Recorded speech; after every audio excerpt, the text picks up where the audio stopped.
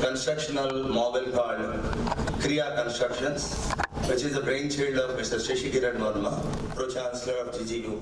It says, Vacha Tatha Kriya, Vache Chitre Kriya Ayamcha, Sadhuna Ekarupata. It means that what you think purely, talk about it, and what you talk transform into actions. When thoughts, talks, and actions converge, the gentleman or that entity becomes a convergence of the excellence. So whatever is happening today is a manifestation of great thinking on the part of the World Bank. For me, World Bank is basically represented by Dr. Sharda, but I understand that there is a big army behind her. And I feel so very proud about whatever Dr. Sharda has done in the past, 20 days in countries like Nigeria, Rwanda, India and all. Anytime when I want to talk to her, whether it is morning 6 o'clock or night 12 o'clock, she is running, meeting the bureaucrats, meeting the ministers, meeting the policy makers. I'm so happy that Dr. Sharda, you are here. I will break all the traditions. Actually, I wanted to invite all the people and then give bouquets, then lighting of the lamp. But the entire process may mitigate the importance of the consultative construct that you want to have. So what I would do is, you stay here, you stay there, I'll stay here. Throughout the proceedings, our only aim would be accelerate whatever you have got in your mind and then close the session with a tremendous amount of success as well as a sense of fulfillment. So, I would like to call onto the stage, not to be seated on the stage, but to traditionally lighten the proceedings by lighting the lamp. May I request now Dr. Adimulapu Suresh, our dear Minister for Education, IRAS officer, a diplomat, as well as a keen observer of all the new things in the world, including the educational practices, to come onto the stage. Dr. Suresh Garu. I will immediately request Dr. G. Satish Reddy Garu, who very kindly broke his schedule that was to be connected with both Delhi and Varanasi, just for the sake of his love to be amongst all of us today in the important proceedings connected with AI. Sir, I am very thankful to you, Doctor. So he used to be the Secretary, Defense R&D, and many of you remember him as very active innovator who was responsible for some scintillating inventions even during the COVID time. I'm not sure how many of you know about him. He was responsible for scintillating inventions even during the COVID time. What is remarkable about him is he has struck down a satellite through a missile with a precision of plus or minus 5 meters under the mission Shakti, and not many people know about him. I would like to keep this particular achievement on par with any other greatest invention in the land of country, in the land of Bharat. Similarly, I would like to invite Dr. Balasubramanian Garu, distinguished scientist, a person who is a phenomenal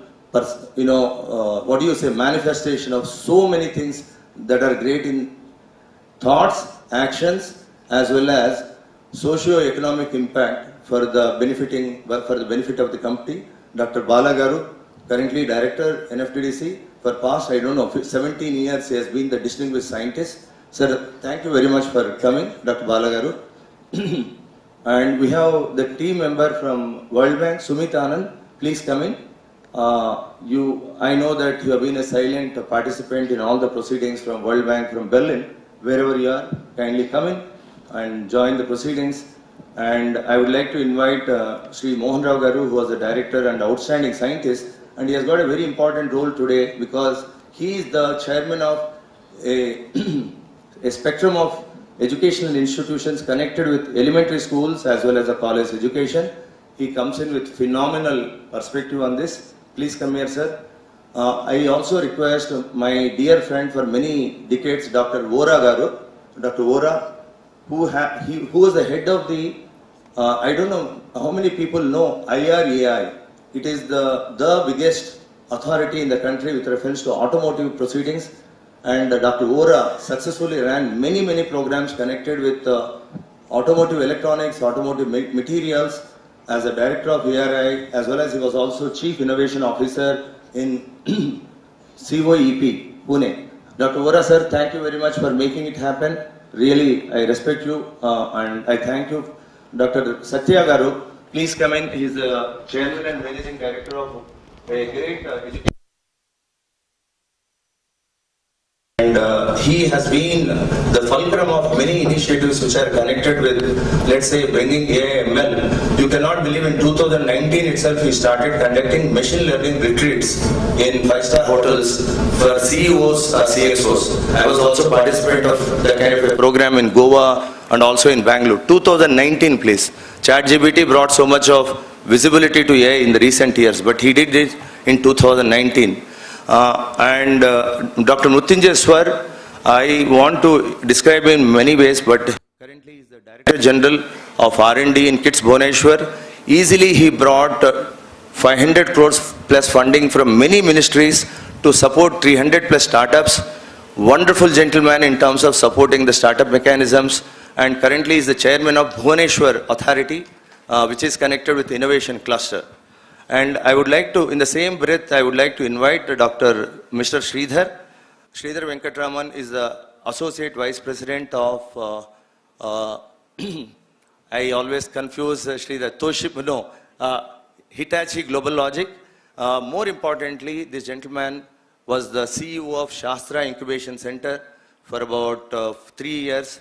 You can imagine he was at the very peak of his career in a private multinational company. He took off and he came and served Shastra in incubator, and also he practiced Vedic Dharma in Tanjavur, and now he's back to corporate life, but he does anything connected with Vedic Dharma, he practices with the same vigor and conviction like he practices his fantastic initiatives in the world of AML, gaming, IoT, 3D printing, etc., etc. A phenomenal person. Mr. Lohit, who is a CTO with 25 patents connected with insurance, education, multinational company from Bangalore. I was really surprised to learn from him that despite the fact that he's in a very, pressurized conditions in a corporate world, he keeps on publishing patents and designs, etc., etc. Thanks, Dr. Lohit Ashwa from Bangalore. I also would like to invite a winner of Prime Minister Honor in the MSME category, Mr. NC Seshidhar.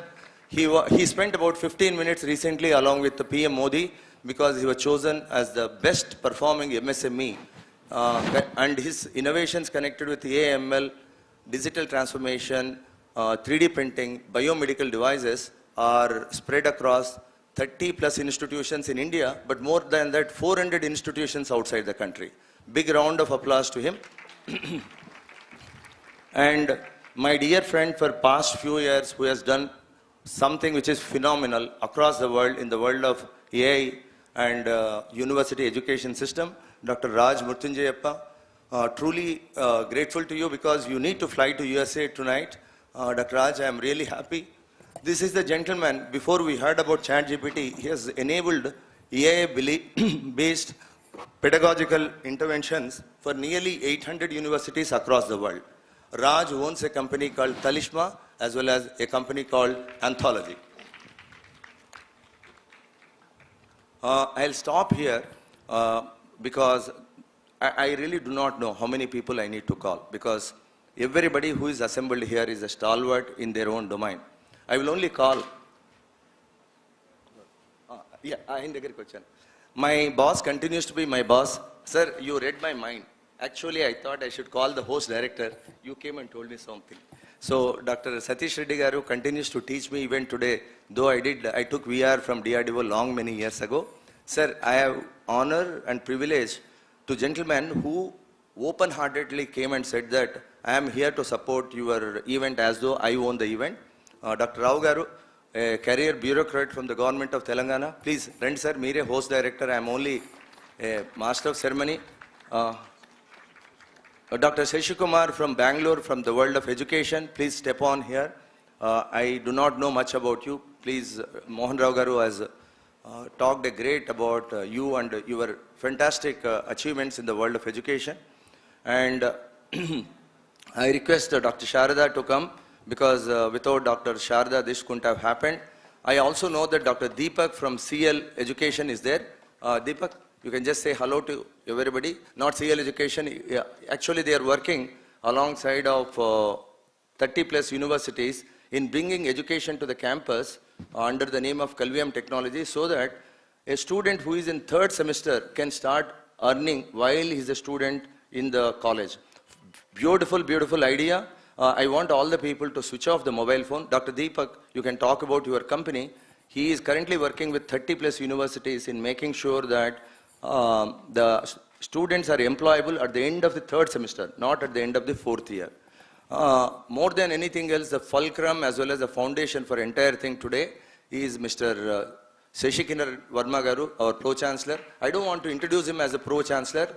He's a very enthusiastic edu-technologist. He's a serious entrepreneur, and also very graciously, he is hosting a beautiful party in the farmhouse of his in the evening. So great pleasure in welcoming you. And I would like to welcome, by age he is small, but he has done something marvelous. He has created this AI avatars working along with the professors of Godavari Global University. In 6 days, he has created 6 avatars. Modi Saab, Chandrababu Naidu Garu, Abdul Kalam Garu, Pawan Kalyan Garu, Anjaneya Swami Garu, and Saraswati. I think he has constructed 6 digital avatars in 6 days while he was working along with the students and faculty members of Godavari Global University. And most of his works are done after 8 o'clock in the night. It goes up to 3:30. And many times we used to have conversations at about 12:30 or 1:30 in the night. So, Pranay, you are a truly remarkable thing. And one person who is responsible for me to stay healthy, energetic, and also contributory in nature is my wife, Malini, a career engineer from the Ministry of Telecommunication. But for her, I couldn't have stayed so energetic. Please come, Malini. I am not introducing you as my wife. You are a phenomena by yourself. She is very hesitant, but she is a career bureaucrat. She worked as a principal general manager in 3-4 states. But she is very, very happy to play a second fiddle to me. I'm sure all of you know how important is the role of our spouse in our life. So very grateful that Malini could stay here. And the final person who I would like to talk is somebody whose personality has got 2 dimensions. One dimension connected with research, innovation, teaching, and other dimension is connected with spirituality, divinity, and submission to the God. His name is Dr. Raja Somshekar Dikshitar. I call him as Dr. RSS in a very fond way.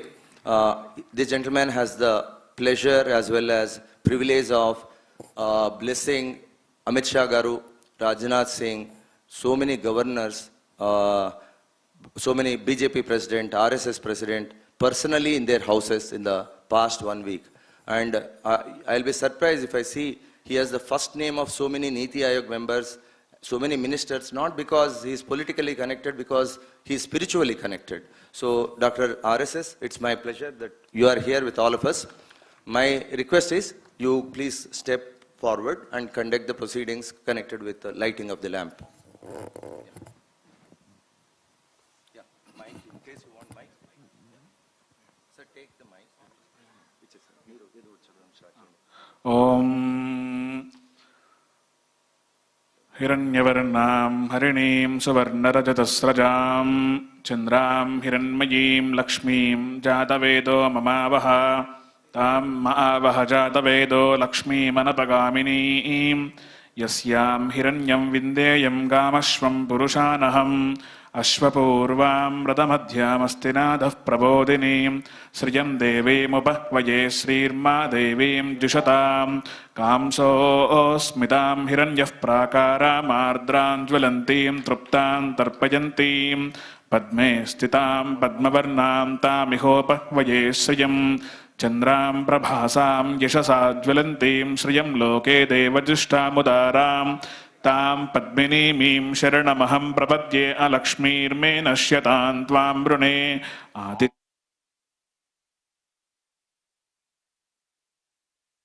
बलानतपसानुदन्तमायान्तरायाश्च बाह्या अलक्ष्मीः उपैतु मां देवसखः कीर्तिश्च मणिना सह प्रादुर्भूतोऽस्मि राष्ट्रेऽस्मिन् कीर्तिमृद्धिं दधातु मे ॐ शान्तिः शान्तिः शान्तिः.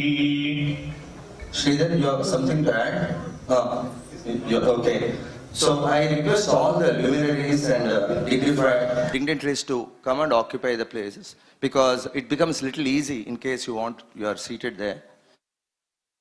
Sharada, I want you to be along with me, because the presentations will be running only for a few minutes, but between you and me, we can conduct the proceedings in a very seamless way. Can I have a mic, please, for Sharada? Colorless. So without much ado, I would request Dr. Sharada, and Dr. Sharada, as many of you know, is the chief of the mission. She is the epicenter for all the good things which are happening for AI in education. Briefly, I would like to say that she had a whirlwind tour of Nigeria, and she is completing the tour of India tomorrow with a visit to the campus of Godavari Global University. And from here, she is going to Rwanda, right? So, very energetic, powerful thinker and doer.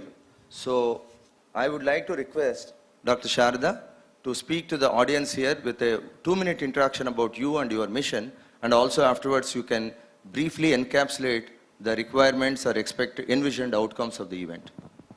So one more caller. Thank you so much. My name is Sharada Srinivasan. Am I audible? Hello. Thank you so much. My name is Sharada Srinivasan. I want to first extend my deep and sincere gratitude to Dr. UC as well as the hosts of this particular consultative mission. I am incredibly grateful for your time. Time is the one non-renewable resource that we have in our lives. So the choices you make with your time to spend it with me is one that I value deeply. And I want to say thank you for all of your time and as well as your insights that I hope to gain over the next hour or so, because that would really inform both my work in creating strategic knowledge products for the World Bank on the sphere of AI and education, as well as inform our engagement within India, which is very vibrant and active as an AI ecosystem. India is really the setup for being the AI hub, at least within all of the low and middle income countries that we have studied, and we think there's huge potential. And we heard a lot, I just came from Delhi this morning, we heard a lot in Delhi about the interest, the passion that exists even at the center to support. But to be honest, I'm very excited to hear from actual practitioners and people who are working day to day within this space and learn from you as to what your opinions in terms of your perspectives in terms of the use of AI is within these countries, as well as your insights on the use of AI in education. If it is okay with Dr. UC, I am going to ask specific stakeholders to stand up and maybe give 2 minutes of their insights on this. Would that be okay? Okay, I will start, and maybe Dr. UC can interject. Yeah. My first stakeholder group is policymakers. If you may, can you please raise your hand as to how many of you identify as policymakers in this space, like policy or adjacent to policy making, associations working with schools, etc. How many of you would say that you are in that space? Very good. I'm going to reach out to you first. So. The policy making body need not be connected with education. For example, Dr. Satish Reddy sir, he is the chairman, president of Aeronautical Society of India, but he's equally connected with all the academic institutions. So the Indian context of policy making could be Absolutely. I think one of the things that we know about India is that people move from position to position. So if you have been connected within this policy making space and in relation to AI in particular, like I would like to invite you to say maybe 2 or 3 words, and I will walk around with the mic so I'm able to capture. Sharda, we have a structured consultative process. Okay. Okay. Within the structured process, we could introduce informality. Yeah. I have some sequence of proceedings depending upon the flight schedules. Sure, We'll go there. please Okay? go ahead. Yeah, please. So I will give Dr. UC the honor to like do the scheduling, but that's the hope. I'm really excited to be here, and I just wanted to say thank you once again. Yeah, we'll leave 2 seats for the speakers, and I request Sumit Anand to come in onto the stage and be busy with noting down the proceedings, because we want to complete the report by tonight. So Sumit can come here. Sumit comes from the experience of International School of Business. Presently, he is positioned in World Bank Berlin, and I think he's been the part and parcel of all the proceedings for past few days or weeks. Yes, Sumit is an AI and education expert who comes with the background in working for Teach for India and Teach for All. He is currently a consultant working specifically with me on this deep dive and will be instrumental in capturing the proceedings today. Yeah. To start with, there is a gentleman who has to really catch a flight, and he was kind enough to change his international schedules for the sake of this meeting. I would like to invite my good friend as well as a great articulator, Dr. Raj Mrutyunjayappa. Where are you, Raj? Yeah, please. Raj, please come in. And what is remarkable about Raj is he started talking about implementing AI-based initiatives before even country thought about a word called AI. So quickly, Dr. Raj, you can give me. Yeah. Quickly, Dr. Raj is the, can I use the word chairman of Anthology, chairman of one multinational company called Talisma. He runs a fantastic IT/AI plus edutech enterprise in Bangalore, more than 2,000 engineers. Yeah, and he's busy traveling half the time in India, half the time across the world. But why did he qualify himself to be the very first speaker in this great congregation is because he has already implemented AI solutions across the world. AI-based pedagogy, AI-based governance, AI-based life transformation. And more importantly, if you look at some of his stakeholders in the country, like Plaksa University, Kriya University, some of the IITs, some of the states, you will easily find out that they are the crumb de la crumb in the world of education. So I have requested Dr. Raj to set the tone for entire day's proceedings by capturing his own insights corresponding to AI in the world and AI in India. And what does he see as the future of AI in India, more importantly, because that's what Dr. Sharda would be interested.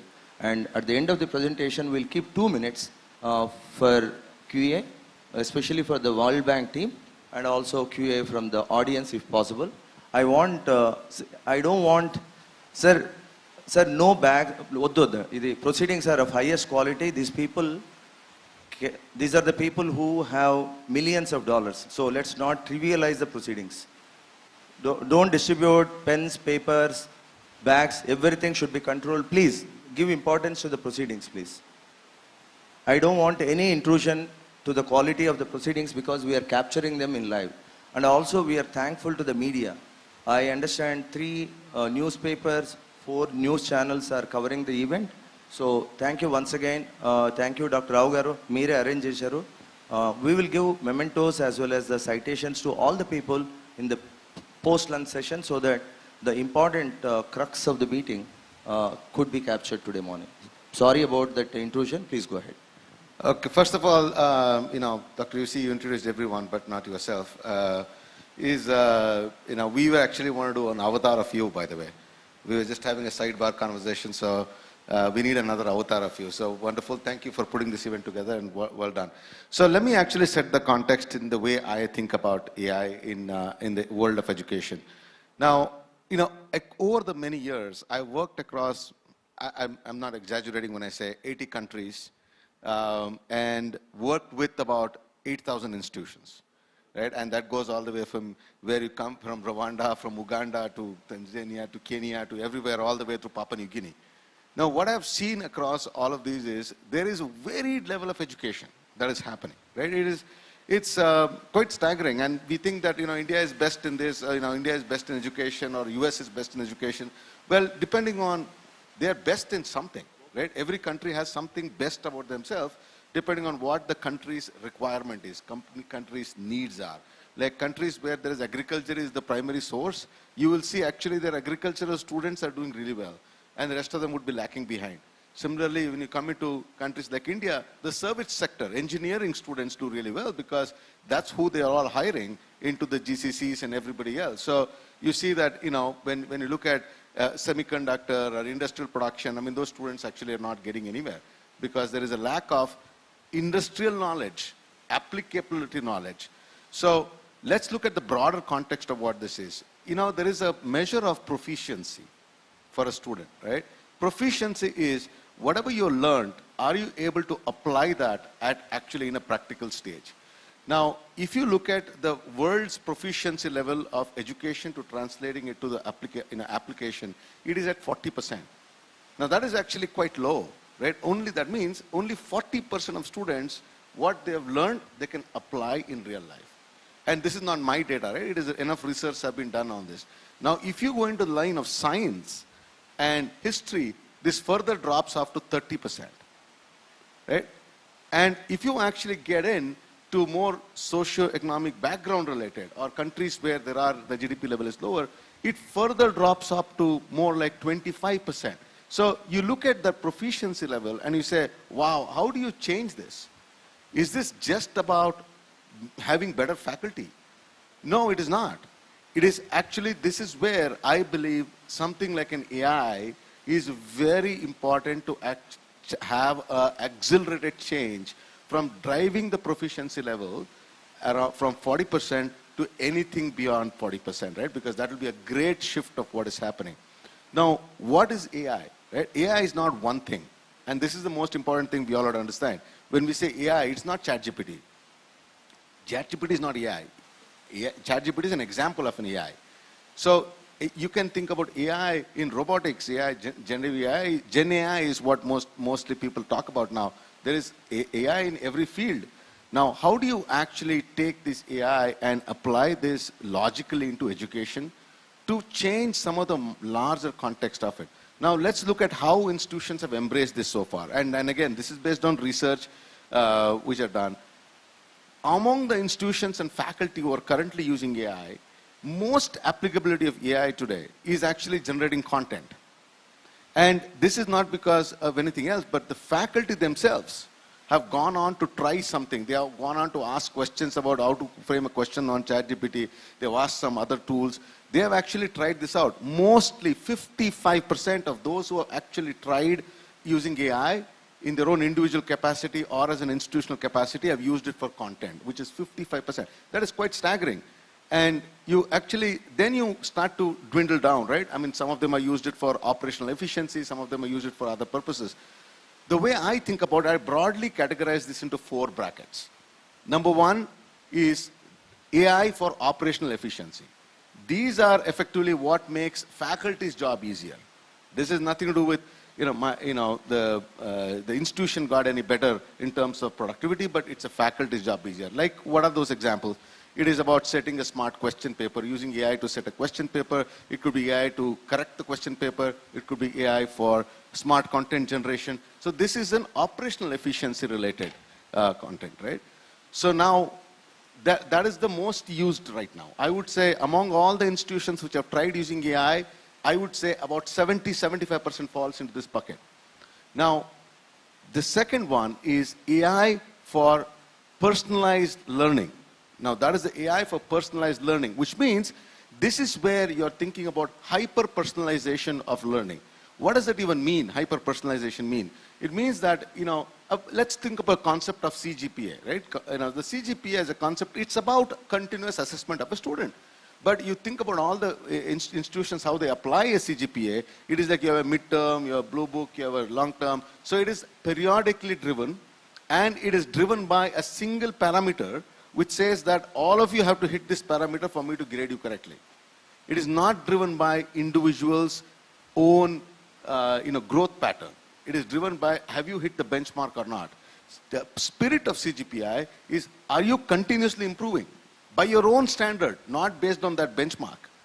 Now, that is the true spirit of providing a hyper-personalized learning experience, which means that you can now, based on how you're going through your subjects, how you're going through your concepts, you are actually being assessed along the way, and the content and the courses and the programs you have been served is based on the challenges that you're facing, based on the areas of inefficiency that you're having. And that actually is a way that you can best utilization of AI comes from personalizing to the point where I am improving this along the way. Sorry, did you have a question? Okay. Yes, I have a question. In your experience, seeing these different use cases, how do you see this in a world where capacities at the basic level in terms of digitization is disparate across rural and urban areas, for instance, in India? So you are saying that, well, teachers can use this to set smart question papers, and students can probably use this to learn and personalize their own learning journeys. But today, rural India, the penetration of internet, use of the internet is still much lesser, 20 percentage point lesser than what we know of in urban India. I'm asking, how do you see that exacerbating or affecting learning divides that may already exist due to lack of access to basic technologies? Okay, so I'm going to answer this question a little differently. So here is one of my social entrepreneurship projects that we're working on. How do you make students get engaged in how do you create a personalized experience, right? So we have taken 6 different topics. Cricket, for example, is one of the topics, right? Esports is a topic. So we have picked up 6 different music, cooking. These are the kind of topics we have picked up. Now, effectively what we have built is, we have built designed content around cricket, which actually says you can learn, you can do statistics, you can do mathematics, you can do calculus, you can do, angles, geometry, you can do. So you look at a cricket as an example, and you look at all the aspects of science, the quality, the leather, the punching, all that, and all of that, and the technology. So we have essentially built that thing. Now, the idea here is that we take this into experiential centers at rural, at a Hobli level. We are now actually opening the first one in Chitradurga in Karnataka, where we actually are creating experiential centers where students will come to actually stand there and wear like an augmented reality glass and feel the experience of being in the center of a stadium, because this is such an aspirational thing. Cricket is such a, every kid wants to be a cricketer. So stand in the middle of a stadium and actually feel, what does the stadium feel like when I stand in the middle? And get inspired by that idea, and then go into the science of saying, okay, this is how you can apply, this is how you learn. And that is how you teach them calculus, that's how you teach them this. Now, what we have also done in a much broader way is created a cooperative society. Okay, the cooperative society, basically what that is doing is, the parents actually who are involved in this are actually investing into this so that they can actually teach their students this level of experiential learning. So it's a very collaborative way. So coming back to what I wanted to say, and I'll answer that question because that was my third category of what I wanted to say, how you can use AI. The AI, when you use it for strategic purposes. Now, this is the way of using AI for strategic reasons, right? How to make sure that data is democratized. How do you make sure that you're able to use the AI to actually neutralize bring more equality among education across all of these sectors. So that is how we are leveraging AI to do it this way. Now, you could leverage AI to do many other ways to actually democratize data and bring that to there. The idea that rural people actually have a lower internet penetration is in many ways incorrect, because we measure that by what? Our measure today in India about how much you are using internet or not internet is based on how many how many times you've actually watched a, I don't know, maybe YouTube channel or something else, or a movie or something, right? And that is what you're measuring by, because the data usage is what it is measured by. Now, clearly, people in rural India don't have as much time as urban India sitting in buses and going for 3 hours that they're sitting and watching this, right? They actually have a different lifestyle. So it's a wrong benchmark. I think if you look at data being used for productive purposes, it is absolutely the same in my view, because the internet, the mobile and network has actually penetrated to tier 2, tier 3, tier 4. It has gone all the way down. So if we actually apply usage of internet in that way. Now, the last category I want to speak about AI is AI as a business model. Now, that is what is going to change the world. Till we actually think about AI as a business model. Now, if I think about, if I ask you questions about, what do you think AI as business model means? You would probably be wondering, what am I even talking about? We were actually having a sidebar conversation there. Yeah. So we were actually talking about AI as a business model. I mean, I'll give you an example of AI as a business model. What is, we were giving some examples of how AI in a retail can change the experience of how you buy. You actually don't buy anything anymore. You actually don't go to Swiggy and order it anymore. Swiggy just knows that you actually order on Fridays this kind of food. How about delivering that food to your doorstep, in terms of, you usually like having food outside, and it actually recommends to you. Or your grocery delivery happens to your doorstep because you just know you're going to buy 5 kgs of rice every week. The rice comes to your doorstep. You actually never requested, AI actually made that happen. So it changes the way you think about cost of logistics, you think about everything else. So when you think about AI as a business model, that is when it is going to have the highest impact of what we all worry about. AI is going to make us lose jobs or no jobs, all that worry. That's all irrelevant, because once AI becomes business model. Greatest example in education sector, you can think about Khan Academy, you can think of Coursera. Now they're already bringing AI into education. I think traditional brick and mortar schools and colleges have a huge opportunity in taking AI as a business model and be able to penetrate education into the sectors that have been untapped so far.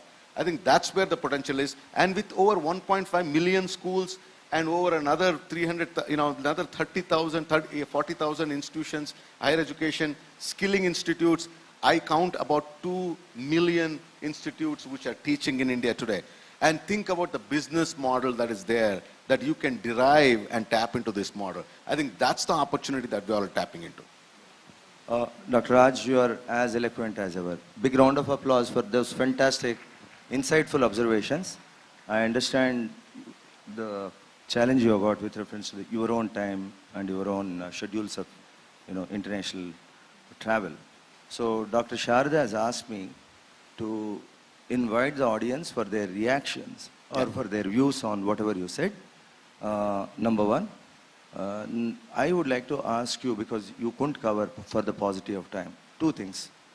The first thing is, very recently we heard one important, educated, forward-looking minister making a statement that he would like to have digital twin of all the ministers, so that the bulk of the TDM associated with a regular decision making could be mitigated to the extent possible.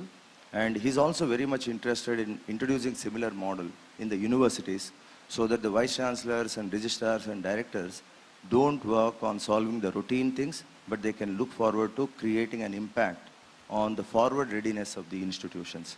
So what's your opinion on that? Yeah, that's a great way to think about a business model. I mean, that's just really a business model that you're thinking about, right? I mean, I am keeping the controls of the hierarchical structure still intact, but I'm taking away the load on the individual, or making that the bottleneck of individual, is the way you think about this. Honestly, this is nothing but, in my view, it's a workflow, right? It's just the personality is there to give you the approvals, but it's really a workflow that you're defining. I think that idea should evolve a little better than that. I think if you actually think saying an avatar or the digital twin is what is approving this, to basically saying, how can the digital twin continue to empower the person going for decision making? What that means is, every time you're actually going out there and asking the question, the digital twin is actually guiding them to say, next time you don't need to come to me for this, as long as follow the same protocol. I think that's the key in how an AI could actually do this better. You don't need to keep going back to the machine to ask a question. You actually get better thinking because of the machine. And that's the real applicability of this. Yes. Thank you so much for your remarks. I think it was really insightful in terms of the breadth of different use cases that you could cover. I want to invite folks in the audience, people, the distinguished guests in the audience, to maybe try and react to some of what you heard. To what extent do you completely agree? Or to what extent do you think there is areas that could be improved upon or emphasis that may have not been covered in the consultation? For me, this is about the diversity of stakeholder perspectives. Like, I really would like to have diverse stakeholder perspectives from the room coming in. So if people could volunteer to interject or react to what you have heard, I would be really grateful.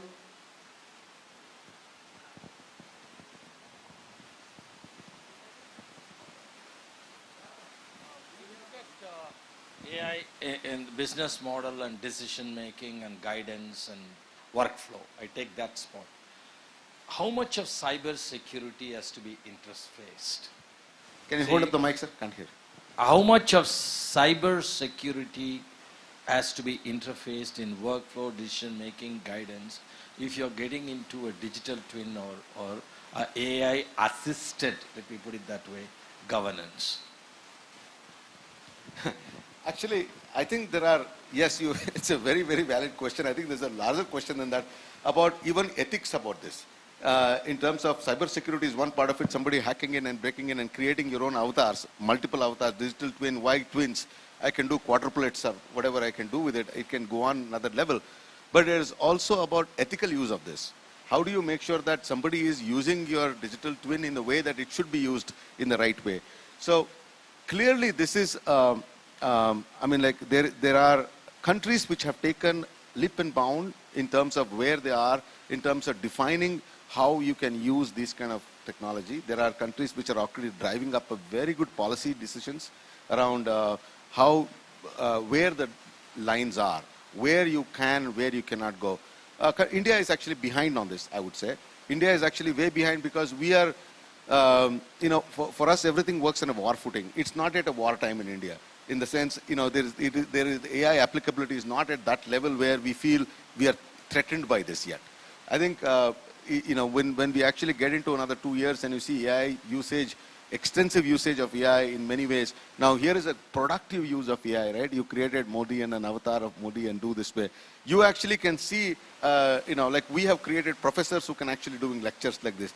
Think about somebody having a wrong idea and you can actually have people doing this in the wrong way too. So it is an important aspect, more than cybersecurity. I would say it's more an ethical aspects of how to actually manage this. And there has to be some very good ethical guidelines which will have serious consequences if you actually don't follow those guidelines. I think that will be the next big step in the whole AI era. Sharada, where are you? Yeah, please come. There's someone who can help us. I need you here. That Sharada is as energetic as ever. Sharada, you sit here. Let's do all the moderation. And ma'am, please help me with this. Actually, this mic is for Dr. Raj. This mic is for both of us. We'll have a different mic. They will arrange third mic. Okay? The one final question. Check. As I told you, Godavari Global University is working along with a company, edutech company, young, brilliant edutech company called Campex. I have the CEO of the edutech company, Venkat, and see, you have been working with a lot of institutions for introducing AI as a part of their pedagogical practices as well as evaluation. Would you like to have a question or to answer a reaction to whatever he said? Yeah. Mic ledante meer munduku vachesandi. Ikkadiki vachi ikkadi nunchi maatladandi because I want others to listen.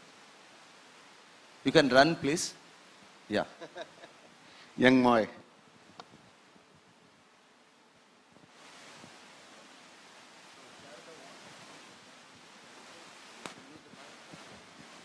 Thank you for inviting me.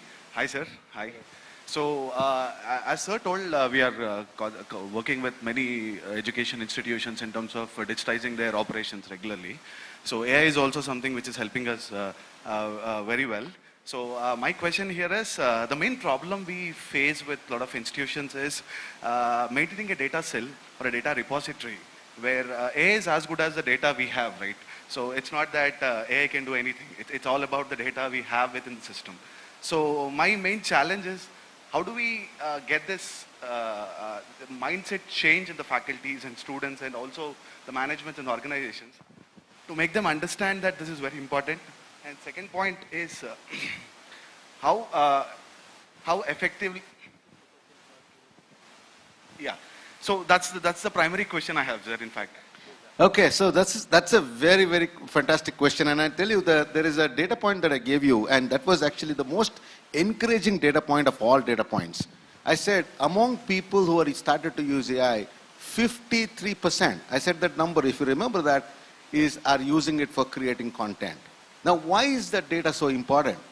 If you actually look at historically, which is the other tool that at that level people have used, calculator was the next earliest. After the calculator, there is no other tool that has been so extensively used by faculty to actually get there, which means this is an encouraging sign, which means faculty are actually onboarded into the idea of AI, right? Now, how do you make the data available? Now, obviously, you can't go make data from behind, right? I mean, what is not existing 10 years ago, you can't create that data. But what you can definitely do is create patterns of data. What that means is, decision making is driven by data. Now, you may have some data, you may not have some data. As long as the data is not used for purpose of declaring a result of a kid or purpose of something else, but you want to actually create patterns of data using this because you want to make an intelligent decision, AI definitely helps you do that. You can create patterns of data for this purpose. You cannot use the data to declare a result of a kid because that's going to mess up a lot of things. But patterns of data as an AI is which is happening right now. Second thing on the data is about content itself, which is, it's not just the institutional operational content, it is also about the how do you actually develop a kit to eventually get to the job, right? I mean, that is definitely an AI-based data. And that is available, like, you know, from Talisma, we have created a Jivika as a platform which actually can get a job from the day they join any course, BCom, BSc, BA, doesn't matter. How you can get a job out there, that data actually establishes along with the course and curriculum to get to the last mile. So it just depends on how you apply the data. And if you think of data in an operational sense, I mean, yes, there is a challenge. AI can't fix it, but it can create patterns. Yeah. Dr. Raj, you are as ebullient as ever. Dr. Raj also happens to be the Vice Chairman of Indo-American Chamber of Commerce. The personality of Dr. Raj, which I could not really delineate, is very closely connected with American ecosystem, and he keeps hosting American delegations. I'm very sure most of the delegations in the recent past should have been concentrating on AI. So, Dr. Raj, big thanks to you. Big round of applause. I really appreciate that you could come today to Hyderabad. I know you could have chosen to be online, but thank you so much. Hold on. Dr. Sharada, you were interested in policymakers, right? We have the august presence of Dr. Adimulap Suresh. Please come in, sir. He worked as a bureaucrat, he worked as the minister for education, but more than anything else, in his 5-year tenure, he started bringing few changes in the world of higher education using Andhra Pradesh State Council of Higher Education as the bridge or medium. So I request Dr. Suresh Garu to give an honor, to honor our friend Raj. Suresh, Raj Gardi Devandi. Raj Gardi Devandi. Raj Murtunjayappa. Okay. Valli Garu, Raj Murtunjayappa garu తీసుకొని వచ్చారండి. I want you to give that. Sir, I would like to request Dr. Bala Subramaniam Garu, Director NFTD seat. He's not there. So I will do that.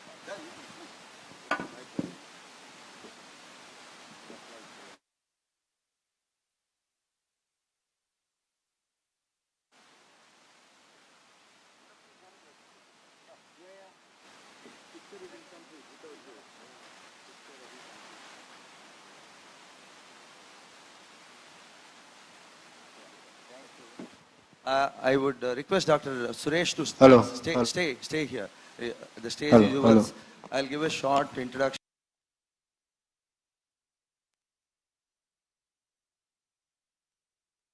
Tech and PhD in computer science.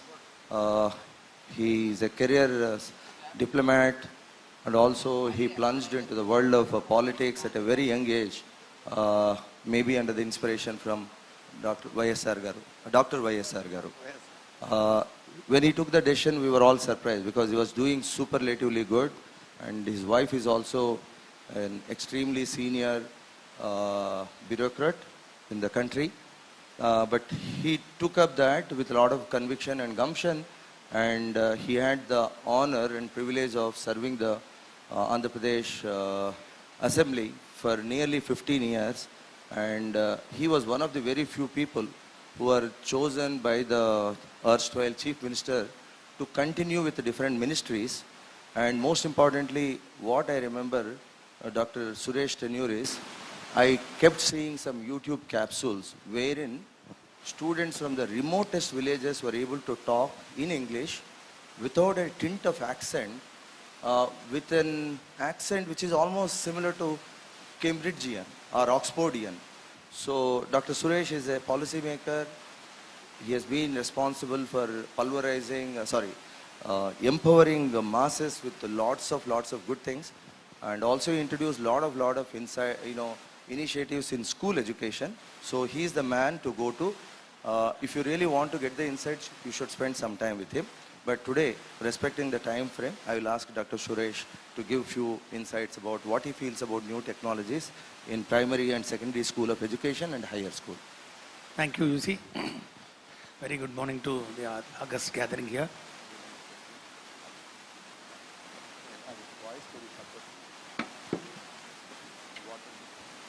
Hello.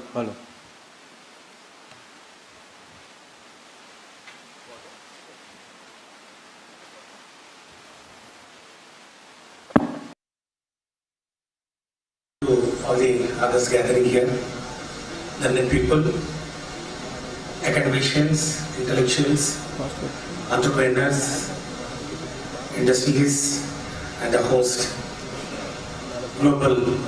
Godavari Global University and AICTE and the AGs of the both. Today we are having this wonderful session of artificial intelligence and education in middle income and economically viable low income group countries. That's right. And you have picked India, Nigeria and Rwanda. That's nice. And then I thought I can be only a participant here, sitting there, relaxing, and then trying to learn something from this August gathering and want to become wiser, maybe after this 3 hours of lecture. But I've been asked to share the experiences of introduction of AI and education, Indian education system. I will not take much of the time, but I'll just put in few points for discussions and for thought-provoking. Basically, as Mr. Raj was mentioning about proficiency in learning. So, India is one country where actually I have my experiences. There is a poverty in learning. There is a poverty in learning, and then there is absolutely poverty in literacy. The outcome-based learning is yet to pick up, especially in the rural area. There is a digital divide in the country, and especially with this fast internet and then this networking system and the infrastructure is not available in the rural areas. I wonder how we can bring in this revolution of getting into this national education policy, the NEP 2020, which has been inaugurated and it has been introduced by our Honorable Prime Minister, Sri Narendra Modi ji. I am sure this AI will transform the learning experience of the students, the teachers and the institutions. This AI will definitely revolutionize education system in India. When there is the poverty in learning, the AI will definitely improve learning experience in all spheres, not only in adaptive learning, personalized learning, in skill development. Now Mr. Raj was mentioning the gamification, especially with AR and VR technologies available. Skill development will be much more easier and then much more relevant. It is not the degrees, it is not the certificates which earn you jobs. It is the skill which is more important. And this is where I think we need to concentrate. And for this, we have a lot of challenges which need to be overcome. The basic challenge is about teacher training, the digital divide, the infrastructural shortcomings, and above all the cost of implementing this technology. And I'm sure this is where the World Bank, especially with IRDB and IDA, would come into the picture.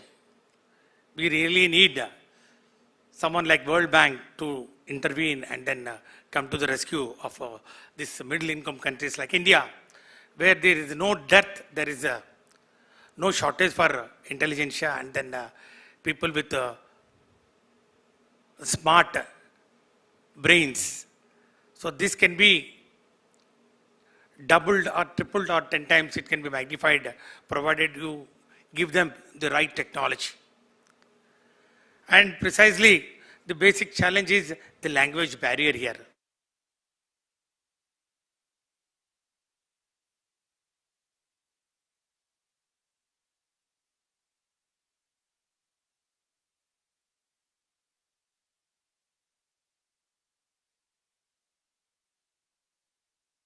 This can be unified through AI. So this is a bit of trainers is a challenge and then the cost effectiveness. These three things need to be addressed when you are talking about implementing AI in India. We, in the last 5 years in Andhra Pradesh, we tried to impart quality education, outcome-based education. There is so much of poverty in learning, where in rural areas, a student studying 10th class is unable to do additions and multiplications properly. People are unable to make a conversation and complete a sentence in English grammatically correct. That's where actually we have taken the strength from our Government of India, the new education policy, right to education, we made it to right to English education without losing the importance of mother tongue, vernacular languages. We need to train the students in this art of new learning. So I'm sure this convention will dwell on these points and these challenges, basically, where the learning capabilities of the students, the teachers and the institutions will become joy of learning, joy of, gamifying the education system itself through this AR and VR technologies and thereby enhancing the skills. I'm thankful to UC and the World Bank team and all the dignitaries for giving me this opportunity, and I'm sure in the days to come, especially with the skill development with the Atal Tinkering project, which has been envisioned by the Government of India, coupled with AI, will go a long way in improving the skills of the students. Thank you. Sir, please stay on. It is my pleasant duty to inform you that this very institution has got Skill University. And I would request Dr. Rao, Director Garu from SK University, please come on to the stage. Just at the right time, we will talk about Skill University. It's the initiative of the state of Telangana, and the Skill University at this point of time is operating from the premises of SK. I am as curious as anyone else. How are they promoting skills, especially new technologies? Sir, మీరు ఇక్కడికి వచ్చేసండి, stage దగ్గరికి రండి. I request my, you can say, Sir, మీరు అక్కడే ఉండండి, మీ questions ఉన్నాయి ఒకటి. మినిస్టర్ గారు, I have one question. See, I heard recently from one of the celebrated AI scientists that you teach subject to a student in English. The student converts the English knowledge or information internally into Telugu. I'm talking about Telugu context. And then when he has to write in the exam, again the Telugu information gets converted into English words and then he puts it in English sentences. In the process, two places he is losing that efficiency of expression. For example, you also studied in Telugu medium. I also studied in Telugu medium. I had big time inferiority complex when I stepped into NIT Surathkal to take the center stage simply because I could not speak English with confidence. I just want you to tell me the mantra that you used for making these students from the remotest village to speak in English with so much of clarity and so much of naturality. How did this happen? I firmly believe that the students from the rural areas, because of lack of opportunities, because the nearest school available is government school. Government schools and then local body, self-government run schools, they don't have access to English. That is a formative age. I think most of these pediatricians would agree with me that children before the age of 6 years, before attaining the age of 6 years, they are adaptive to any language. You can really train them and then they can learn any number of languages, minimum 3 to 4 languages. But that is when actually we, especially people from South India, we want to survive. We can't survive with one Tamil, one Kannada, one Malayalam or Tamil. We need to have at least 3 languages. We need to speak in our mother tongue. We have to learn English and then we have to learn Hindi. So it's lack of opportunities, that inclusiveness in languages learning was actually not available. Unlike this new generation, now AI is available for them. So with AI, any number of languages of the same subject, they can pick it up. So that was the biggest handicap we had. And till 7th class, as UC rightly put it, we didn't have access to English language, English medium at all. We have not studied. That's when actually 8th standard we started off. And that really prompted our government. In fact, my Honorable CM took this caption, and I'm really honored, and I want to share that it is my education minister. For better opportunities, he has shifted from Telugu medium to English medium, though it is a business language, but for more opportunities, so we have to learn English. You take that as a source of inspiration, and then you try to get some expertise and then some, what should I say, some proficiency in that language, and that will go a long way in building your career and getting you more employment and opportunities. It's a language of business language. తెలుగులో అడగాలనుకుంటున్నాను. ఇంగ్లీష్లో కూడా మాట్లాడతాను, తెలుగులో కూడా మాట్లాడతాను. నేను university vice ఛాన్సలర్గా ఉన్నప్పటికీ చాలామంది ఫ్యాకల్టీ మెంబర్స్ను సివిల్, మెకానికల్ ఇంజనీరింగ్ నుంచి computer science and AIML related ఇనిషియేటివ్స్లో you take a frontal role. Ante there is a little bit of inhibition. I'll translate into English. Whenever I push my faculty members from civil, mechanical, etc. or automobile engineering to take frontal roles in talking about computer science, AIML, etc., they are a little bit hesitant. Incidentally, Dr. Sharada and our delegation will be in our Godavari Global University, Rajamahendravaram campus, talking to the students, talking to the researchers, talking to the faculty in the similar time tomorrow. In your profile, I have seen that you did BTech in civil, which I am completely aware because I was in NIT. But what prompted you to shift to MTech computer science and PhD computer science? Because already you were a class 1 officer. What prompted you to pursue computer science? You see, it is only like, when you push to some difficult times, those difficult times you have to make it as an opportunity to go further. That precisely happened for me when I was working in IRS for railways, I was pushed into a loop line posting. It's called as a non-focal posting in railways. So that was computerization in railways. That was happening in a big time. That was before your Y2K bubble. So people told me, you are into a loop line, you are basically a finance man, and then what are you going to do there in computers, doing passenger reservations, and then, that's when actually you started getting that computers ticketing. That's when we started off, computerizing the entire day-to-day activities of the railways. I took it as an opportunity. I didn't take it as a punishment. So basically, computer science actually during the time of Y2K. I belong to that generation where, you from microprocessor, you move to that big IBM machine where you have to, do booting of the computer and then start off. So I belong to that generation where the maximum RAM was available was 12 MB, 8 MB RAM that used to carry a big hard disk and all.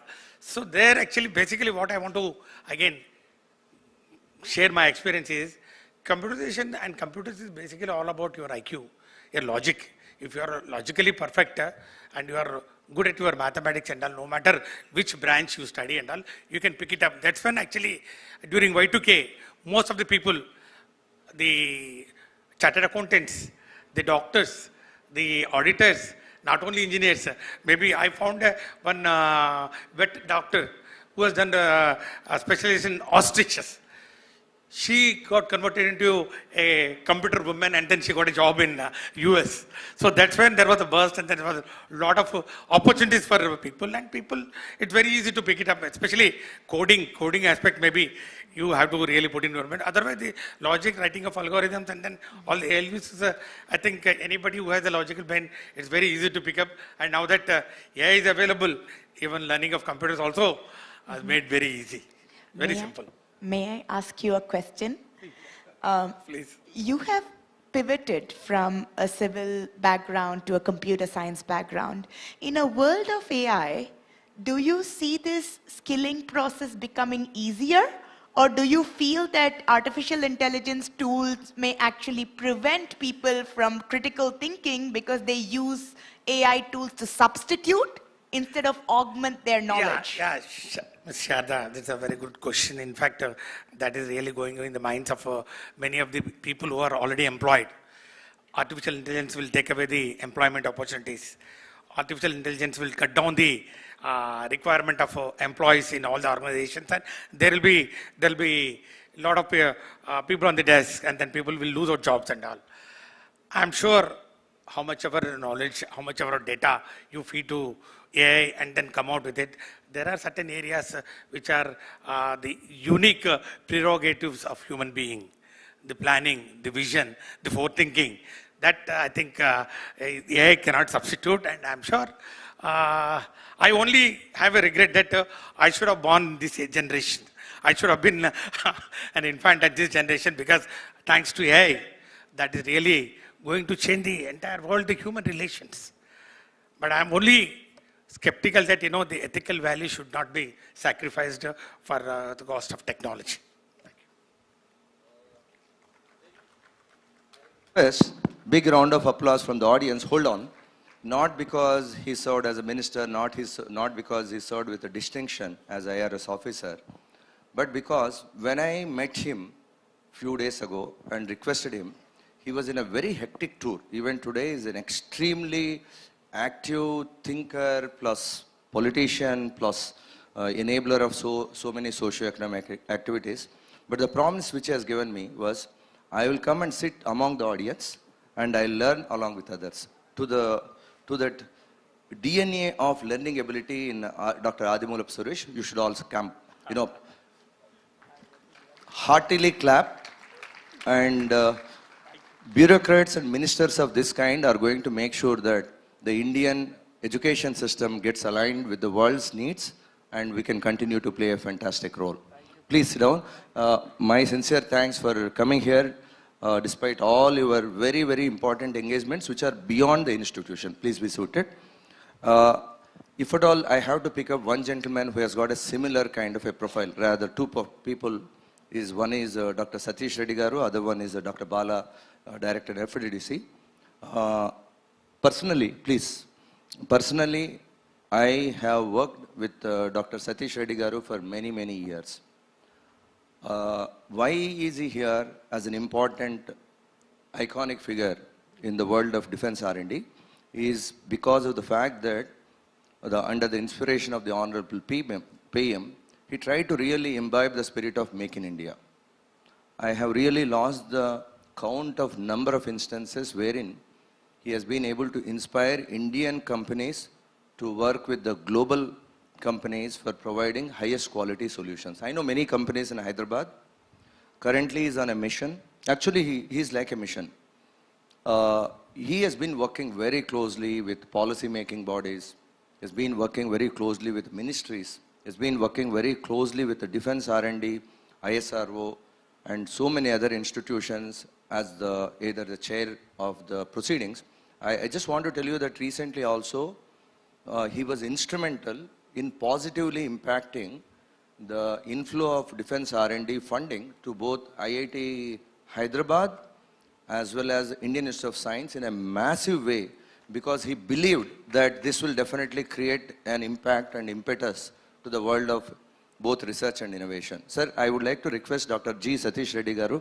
The convention says that the chief guest should come towards the very end, but I'm a bit apprehensive about his time schedules. He was supposed to be in BHU Varanasi, selecting some highest ranked officials in the fiefdom of Varanasi.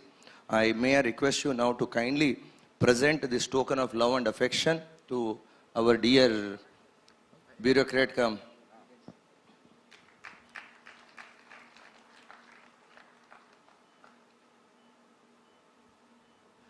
I also request Director SK to present Dr. Suresh Garu with a token of,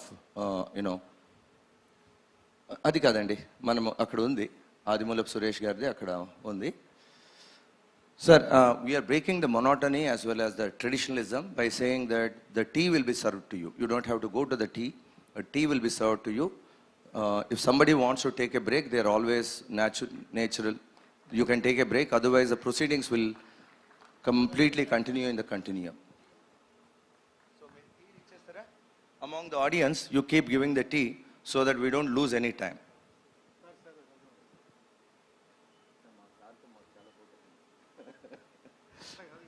Okay. I just wanted to. Sir, may I request Dr. Satish Reddy Garu?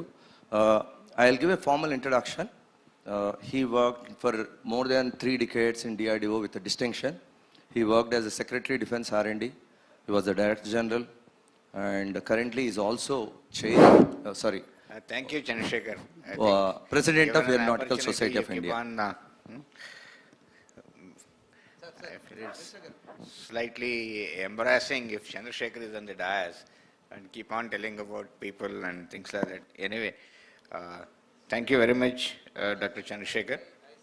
The real thankfulness to you, sir. Good morning to everyone. Particularly, I appreciate the World Bank and Sharada to be here and taking the initiative to support AI development and utility in the education institutions and naturally percolating to all other sectors. And some of the important questions which have come up and which people are raising and some of the speakers have mentioned, very interesting actually thought processes and thinking processes which are going on. As far as the AI is concerned, worldwide, probably in our country also. In fact, actually, I tend to feel that somehow the human beings started somewhere, I'm not saying if not fully, feeling that AI is a competitor to us. This I generally try to feel, even though you don't directly to say that what happens to human beings, what happens to human thinking, and AI comes into picture, how it will be, what it will be, and all that. Somehow I don't know why such an inferior feeling has come into the human beings is what I feel. That is what I think so. Actually, if you look at probably in the late 1980s or early 90s, if not this level of thought process, but there have been a thought process which has come into picture when the software, the computers and software, particularly software, started flowing in and a lot of development started happening and all that. And what happens, everything is computers, robotics and whatnot and all that. And we have seen that fears have been allayed and how humanity got benefited hugely out of the software development and software entering into the lives of human beings. Particularly, I consider for India, the Y2K has come in as a great boon to this nation, and that is where everyone has entered into the Y2K related aspect and getting trained. Even a civil engineer who was working on an irrigation canal also has taken a course for 3 months and 4 months and then started working. And so that has actually resulted producing a large number of engineers in the country by making the government, the situation made the government to allow freely many academic institutes to come up in the country. A large number of academic institutes have come up in the country and so producing huge number of engineers. If you look at the combined state of Andhra Pradesh, there were about 5 engineering colleges and probably 3 or so in the private, probably 8, 9 engineering colleges were there. I think if you combine the state of Telangana and Andhra Pradesh today, we have maybe somewhere around 1,500 to 2,000 engineering colleges which we have. And this country now produces 1.4 million engineers a year, 1.4 million engineers. And you go to any nook and corner of this country, remotest places where academic institutes and engineering colleges are there, institutions are there, you definitely have today AI, AIML, AI data sciences. These are very, very common. And this almost, when I say this, 1.4 million engineers, almost about 90% of them are getting placed properly, and out of that, I say almost about 70-75% are out of the software and AI and all that related jobs. Today, if you look at the cities of Hyderabad and Bangalore, at least we have about close to 20,000 AI specialists who are working here. This is the situation. So I don't have any such worries, AI comes, what happens and all that. It is also will be a very powerful tool what we will have compared to the tools what we have. I think I am forgetting the first speaker who spoke, Dr. Raj very rightly mentioned.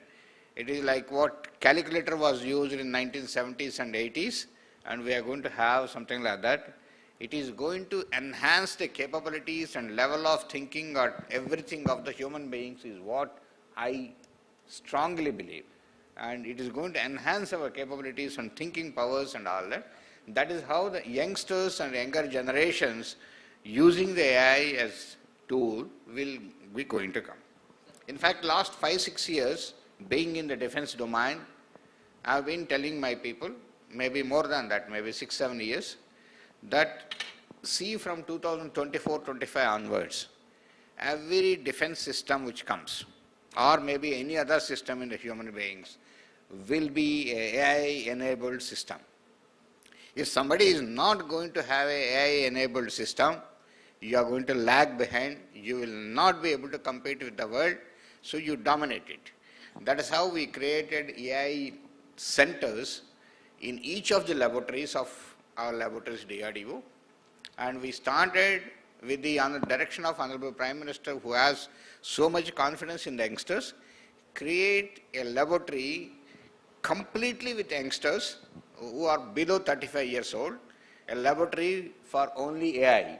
There is a laboratory which is created about 4 years back, which is completely for AI and filled with only scientists who are below 35 years old.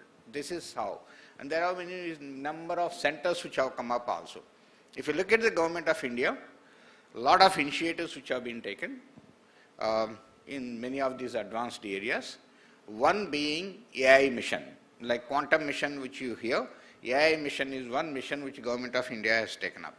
There are many centers of excellence which have come up, which in the AI area and trying to promote. So this is what actually happening, and government is very serious looking into these aspects and try to see how AI can be promoted in a big way.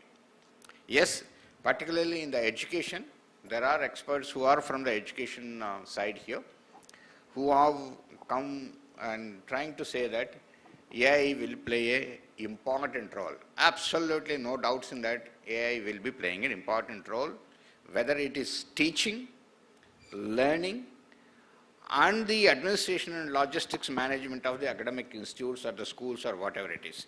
This is for sure, and this is going to happen. There is no doubt about it. Nothing can be stopped also. It is one thing.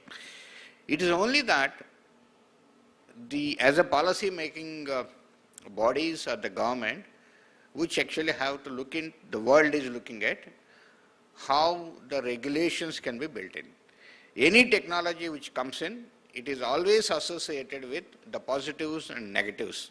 There is no doubt about it, which we are seeing today with the cyber security related aspects. I just want to mention, in this country today, the cyber thefts and cyber related effects are about 22 lakh rupees a minute. 22 lakh rupees a minute. That is what is happening. So, somebody said again, AI integrated cyber security aspects which can be built in and try to see, and AI based cyber threat analysis or cyber defense systems and cyber protection systems or cyber physical systems are the need of the hour today to get out of this menace. It is impossible for the police department and others who are there here with the existing type of infrastructure and existing type of a manpower to handle this situation today at all. So that is one of the important. So coming to again AI, that is why if you look at the European Union, I think European Union is the first as a government which has come out with regulations in AI to see that AI utilized in a positive manner without the negatives coming into picture. Similarly, AI bill, AI rights bill is another thing which is actually coming in. So similarly, a lot of things which we need to bring in, and same thing, ethical AI, the way the other impacts of whatever we have mentioned is another is important aspect. So those regulations naturally for anything to come. See, I give you a small example. Forget about AI for today. We have, in the last about 4 or 5 years, the drones have come up in a big way. The immediate activity, leaving aside the positive aspects of drone, the simplest example what we see is, you go to any marriage today, you have a small drone which is flying here, all sorts of camera angles and everything happens. The first job what we have taken up is to counter the negatives, the anti-drone system to develop. Because the rogue elements, the way they use it, the way they can attack, they can do whatnot and all that is the most important threat what we have, and so you need to work on that. So what I am trying to say is any technology which comes into picture, it has associated negatives, the regulations, the practices, the ethical development practices which we need to bring in, which we need to build right from the school education, the way AI gets into it. So this is one thing, the policy framework what needs to be worked, which government is very seriously working, government is seriously looking at it in all aspects of it. One is on the development side, pushing AI, taking into AI mission, taking into centers of excellence, development in all the laboratories and all the academic institutes, one side, trying to bring the regulations to see that it is properly, positively utilized for the humankind to have a better life, better livelihood and better conditions, better employment. And I want to tell you, madam, whether probably everyone is aware, this country is very rich in the aspects of youth, youngsters. The statistics say that the average age of this country is now 28 plus, 28 to 29, it is so. I don't think anywhere else you can find this, and that's the way this country is now poised. So how to utilize this? So, and rightly you said that AI into schools and into education. I also want to give you a figure. The higher education, the way it has expanded, the universities are open, every district has got a university now and all that. Today this country has 4.38 higher education students, 4.38 crore higher students are pursuing higher education, which is more than the population of many countries in the world. And so that is the right way where we get into new technologies, new things, and getting into it is the most important. And so if you look at the investments into this, China has started investing about 150 billions into AI now. And as per the predictions of Pricewaterhouse or other things and all that, by 2030, the economy from AI will be about 15.7 trillions. 15.7 business, you are saying. This is what is the estimation. 15.7 trillion is the contribution towards the economy by AI is one of the estimations. Probably it could be much more, or otherwise how we penetrate based on it could be less. But this is the type of economy. So use every opportunity, use it right way, bring in the regulations properly, and get into it is what. So this country, the way it has jumped and captured the complete software market, utilizing the Y2K guard, and I say that if we don't get in and if we don't utilize as far as this country is concerned, the type of economical benefit this country had out of the software Y2K related, we will be losing that. So we need to jump in. So it is right that this is the area you entered, the country is poised to get, country used to get, and we have a lot of requirements. I keep telling, actually last 3 years I have been telling, this country is, we have dearth of doctors, let's say, dearth of doctors, the way the population is and whatnot and all that. Why not I take the best doctors in this country, create a data set and create so much of it into a data available and try and make a risk-free, well-validated, thoroughly validated, say that the risk is 0.001% out of it, and then make a good AI doctor. Sort of a thing, everything. Even in learning, I was just thinking, there are 30 students sit here today, a physical teacher teaches, which is very essential, which is required and all that. A guru is required. You need to have the guru-student relationship. Finally, after all, we are human beings, we are not machines and all that. Is very well. That is what I was just reading a paper which somebody has generated, what is the relationship, how it impacts, AI impacts and all that. Over and above that, student does a lot of homework. Every student has a peculiar way of learning, a peculiar way of getting taught by this. So once he goes back with the input given by the teacher, can't I have in a AI tool using the way I want to understand, it gives me the inputs to me. So some of the things, there are so many things like that which can be generated, and millions of applications are there. And somebody again rightly said, somebody I think somewhere said, what is important for AI is an automated computing system with the data association. That's the way it is defined. An automatic computing system with data association and knowledge inheritance from the data set. So unless the data is not thorough, some boy here in T-Hub other day came to me with a small instrument he generated, and that instrument actually it is non-invasive instrument. You just press your thumbs on it and it gives you your blood sugar. You don't have to do anything invasive, and it gives you BP, it gives you all other parameters and all that. But then somebody asked me, you give me, I'll put it and test me. He says, no, you can't test it. You please keep it with you for 1 week or 10 days and all that. Create lot of data sets, then only it gives you a correct value. So people should understand what is AI and what is the data means. And associated risks of data security are also there. So this is what it is. And so it is a right opportunity, and India is poised to utilize it. and you have come to a right country which is a youth, filled with youth. Congratulate you. We are all there to support you, and whatever you need to do, we will project it to the government and try to get all that what you need from the government. Thank you. Is this mic on?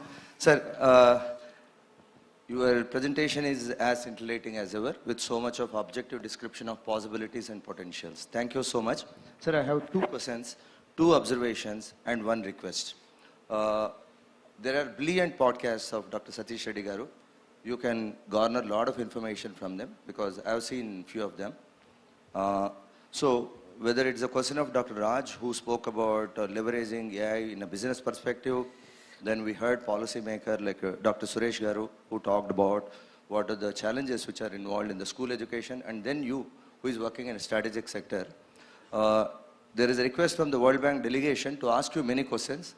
Sir, can they meet you one-to-one post-lunch for about 5 to 10 minutes for a podcast-like situation?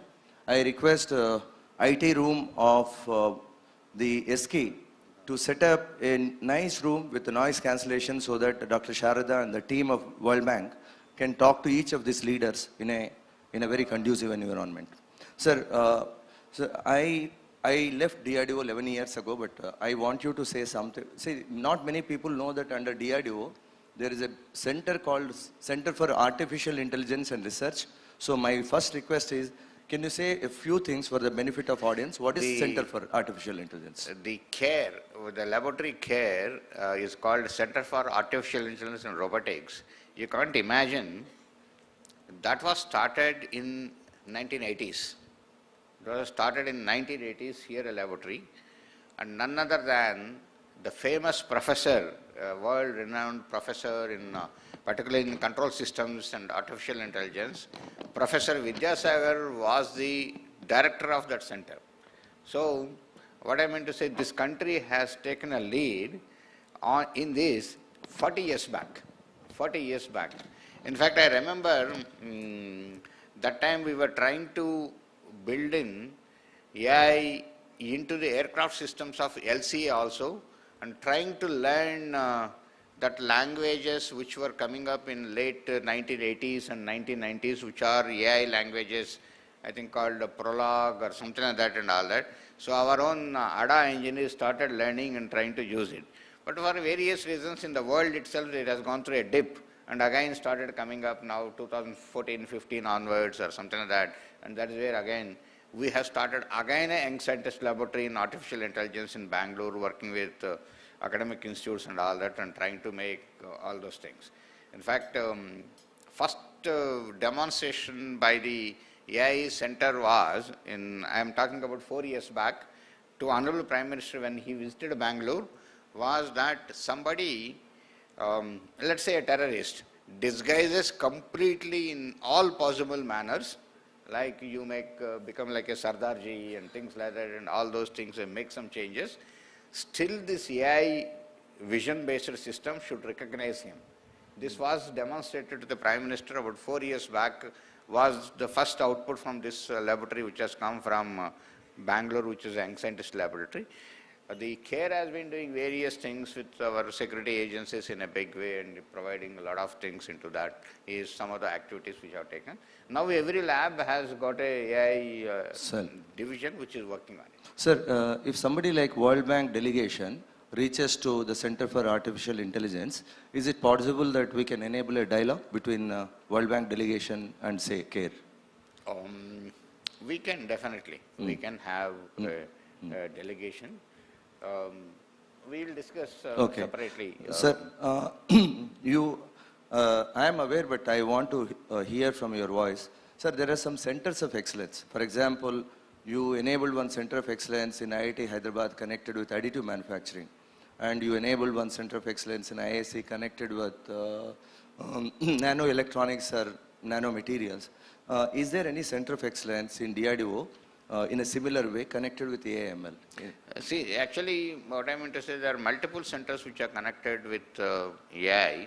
One is IIC center itself is connected with which is headed by Dr. Kamath? Dr. Kamath. And there are a couple of other places like IIT Jodhpur and then I think IIT Kharagpur.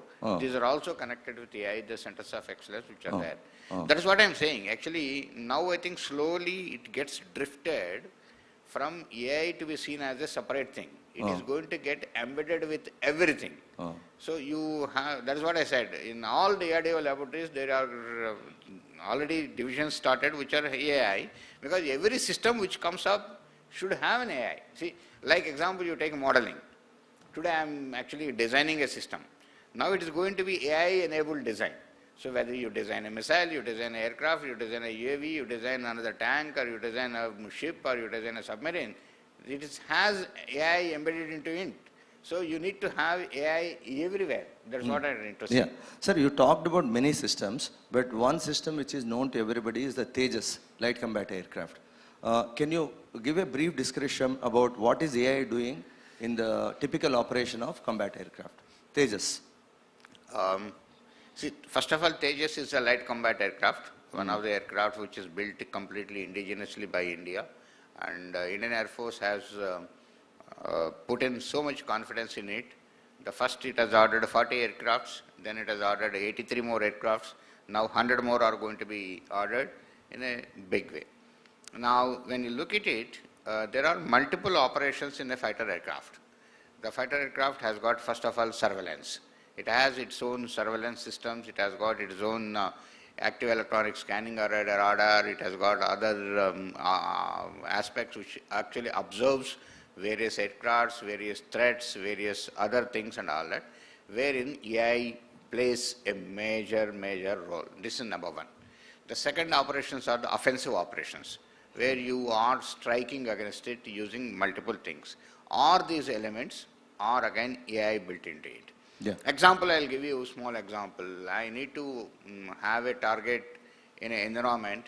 The environments are completely different. It could be one in desert, it could be one in mountains, it could be in a very cold weather. Today what happens is, erstwhile systems have been, the systems were different, or the systems were loaded for both applications separately, and you were working with so much of rule-based algorithms and all that. Now the systems are AI-based systems. The system automatically determines, understands the weather conditions, the target conditions, identifying the target and looking at the target and try to attack it in any given environment. This is one of the examples I'm trying to give. So likewise, there are multiple applications. Similarly, when you are locating an object through a radar today, till earlier, you do not know anything that except that it is an object, and probably you know the velocity of the object. Now today, with the AI enabled, probably with the cognitive technologies enabled, I will be able to even identify what is that object also. Even probably the cognitive, AI and cognitive built in, we are able to say what type of aircraft it is also. These are the new mechanisms which are coming in with the new technologies emerging in. Yeah. Sir, one more question. I'm just writing as you're talking. You have been in the thick of the action, connected with supporting the startups, connected with the defense. And personally, I'm aware of one scheme called IDEX. And you also enable a lot of funding mechanisms through Aeronautical Research Development Board, ER, IPR, etc. In fact, you headed DRDO institutional partnership meet, which happened. I attended 2 of them, where you invited hundreds of colleges and IITs, etc. Can you say something about how do you fund a research or innovation activity connected with AI? See, firstly, there are multiple levels. If it's an academic institute, you have multiple mechanisms to fund them. It's called extramural research. Funding happens through that. That's one thing where or the laboratories also can fund academic institutes in whichever area, which is including AI. Another important thing is we have centers of excellence, 15 centers of excellence across the country. There are about 3,000 researchers which are working in that, and there are funding to the tune of about 1,200 crores to this academic institutes is what is happening today. This is one mechanism of funding. Second mechanism in the ministry, we have working with the industry and startup, particularly in the aspect of AI, the mechanism of IDEX. IDEX is to promote innovations keeps on having challenges in the given areas. Lots of challenges happen, people participate in that. There are about, till now, more than 950 challenges which have happened, and 541 startups have been shortlisted for funding, and they have all been funded through this mechanism. And the mechanisms have been created once these startups or innovations come through. Acquiring that product by the armed forces is also mechanism has been created in the defense acquisition process. Then there is also one more mechanism which we have created called Technology Development Funding, TDF. Anybody comes out with any concept, and if the concept is validated and that particular startup or the SME or MSME will be funded, and that funding is to the tune of 50 crore rupees, wherein and it funds up to 90% of the requirement. 50 crores funding is never heard to any startup or anything, and that is there. And also the startup can participate in any tender today. We have ensured that in the tender normally looks to the background of you, the revenues, what you had in the last 3 years. With a startup, no such restriction is there. They can participate up to 300 crores tender without any background. So there are so many mechanisms like that which have been created, and funding mechanisms which have been created in the government. I just talked about the Ministry of Defense. Similar mechanisms exist in multiple other ministries in communications. Yeah. You go to DOT, there are same mechanisms which are available between DOT and CDOT, and then similarly in the MSME ministry also. A lot of ministries have got such mechanisms which are promoting funding various agencies, startups, academic institutes in a big way. Yeah. Sir, thank you. You mentioned about CDOT. We from the Godavari Global University are working with the CDOT chairman, Dr. Rajkumar Upadhyay. Mrs. Malini is trying to support it. I said CDOT. CDOT is it? Dot. Dot. Yeah. Mr. Upadhyay is Upadhyay, and he has got a dynamic scientist. Very dynamic scientist. He has got a mechanism of supporting 5G labs and quantum communication labs. And we at the Godavari Global University, sir, you are not comfortable there? Okay. No. We are trying to connect with Dr. Rajkumar Upadhyay. Unfortunately, today he is in Andamans. He has actually sent the video clipping. I saw the name there. Yeah, he is in Hamlet today in Andamans. Otherwise, he wanted to come here talk about 5G and quantum communication. Sir, one formal question, because there are lots of, only 60 people, but many of them are CEOs from incubation center. For example, Mr. Sridharan is the CEO from Shastra University. Sir, you want to sit down or you are comfortable? Glaring. Sir, please come here, sir. Sir, whichever is comfortable to you. No, go ahead. Okay. One perennial question which I keep hearing, I know little bit. Can an industry, can a MSME connect with an educational institution and apply for a funding? This is a standard question I keep hearing. And even the industries and MSME units are not aware. If the funding comes to the principal investigator, who is a professor in a university, how do they get benefit? This is not clear to many industries. No, that is why the Centers of Excellence have been renamed as DIAs, DIAs. They are called now DIA Center of Excellence, COE. The DIA is DRDO, Industry, Academia.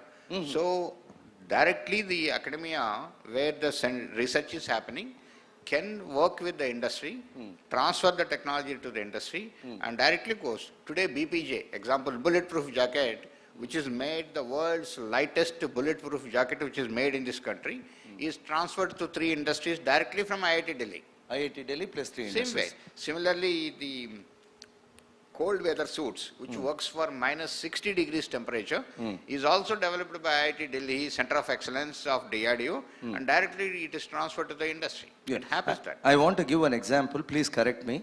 I am a professor in Godavari Global University. I want to work along with a drone company, and my idea is a cohort of drones which can talk to each other using artificial intelligence as the background in terms of achieving the mission with greater precision and felicity. So does this come under the category of institutional? My feeling is for that better to go through IDEX challenge. IDEX challenge. So okay. what happened is one thing I want to tell you. drones related activity in this country is going on in a very big way. I don't think anywhere else in the world is happening. I'll tell you, there are at least about 350 startups which are working on drones today in the country. So a lot of funding has gone in and all that. So for drone related activity, my preference or advice will be to go through IDEX challenges. Okay.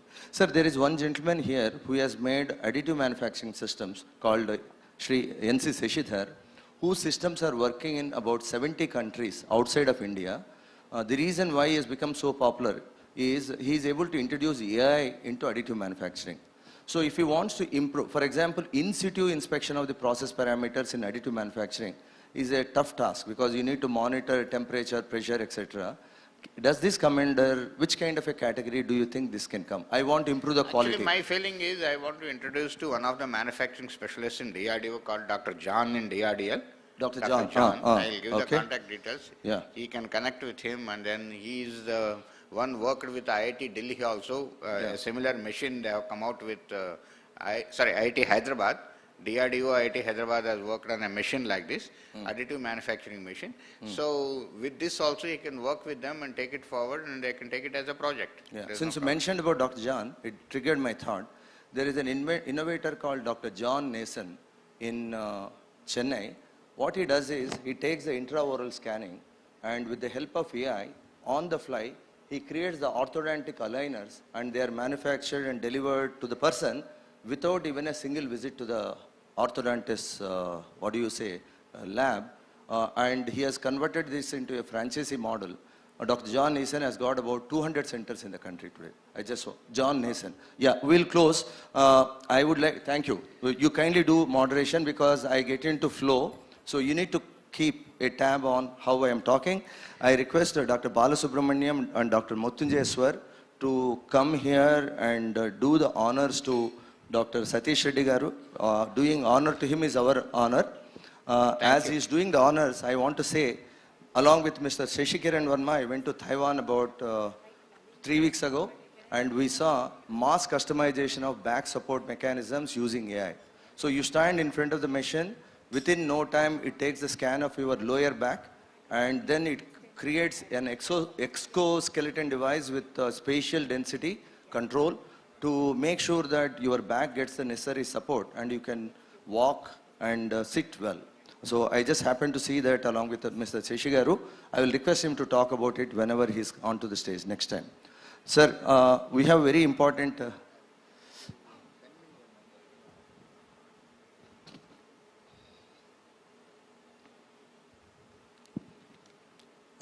Sir, honor, yeah. So can somebody come with the memento of Dr. Satish Reddy Garu? Memento, please, not that.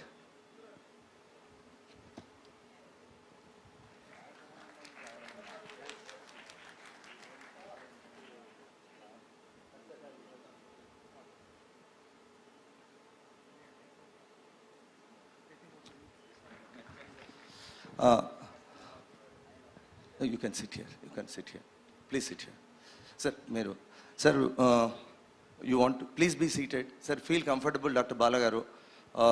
We are going to one very important segment wherein we want to unveil the digital avatar of Modi. We wanted to make it simple and we started calling it as Moditwar 2.0. This was done by a brilliant team consisting of, where is he? Dr. Pranay. Pranay, please come. This gentleman taught AI to the likes of IIT Bombay professors, and his boss is Mr. N.C. Seshidhar. Please come, sir. He was kind enough to give him the enough latitude in terms of spending good time in the Godavari Global University. I request Mr. Seshikiran Verma Garu to onto the stairs. What has happened is nothing short of a miracle. We were constructing a Ayodhya Ram temple, and very recently we consecrated. It was a crowd sourcing of talent. Please sit down. Please sit down. Please sit down, sir. And Seshigaru, please sit down. And this entire concept of AI avatar of Modi ji, just happened because of one midnight conversation with him. And what we did is, a personality of Modi, if you want to talk to, the spectrum of questions could be amazingly big.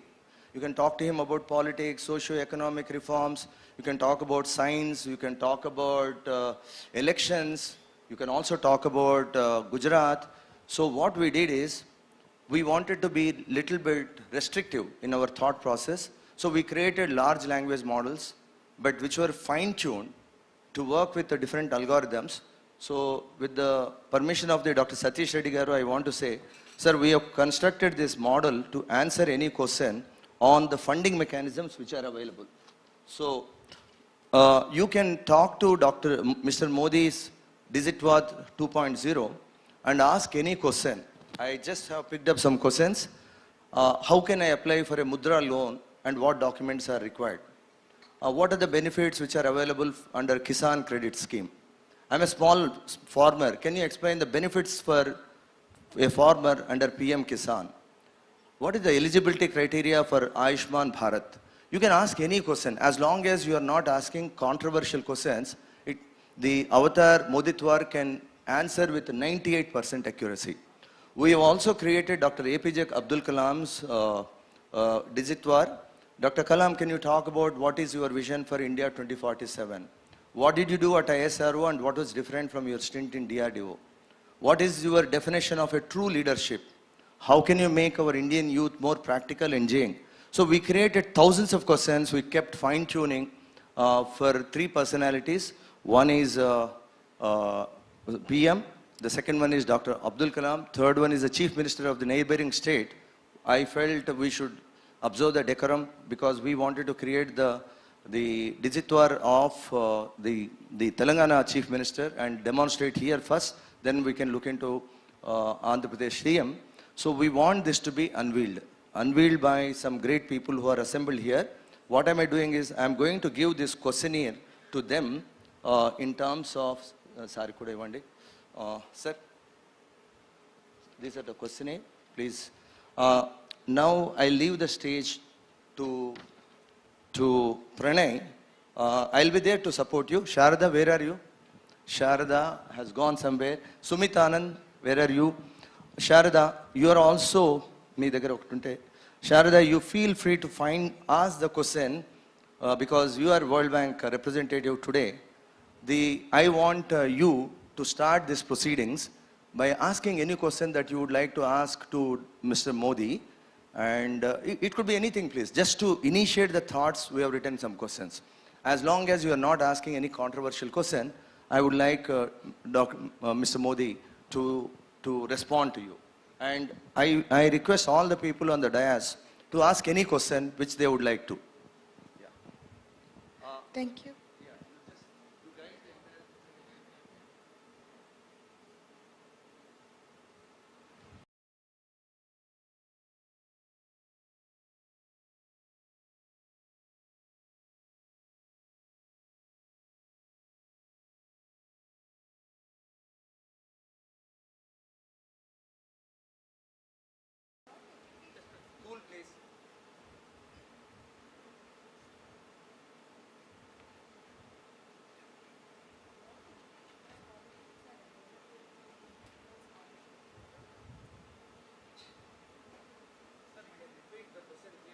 And also in that, both.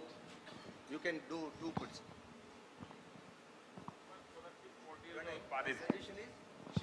आप इसे चुकाना यानी कि जा सकते हैं.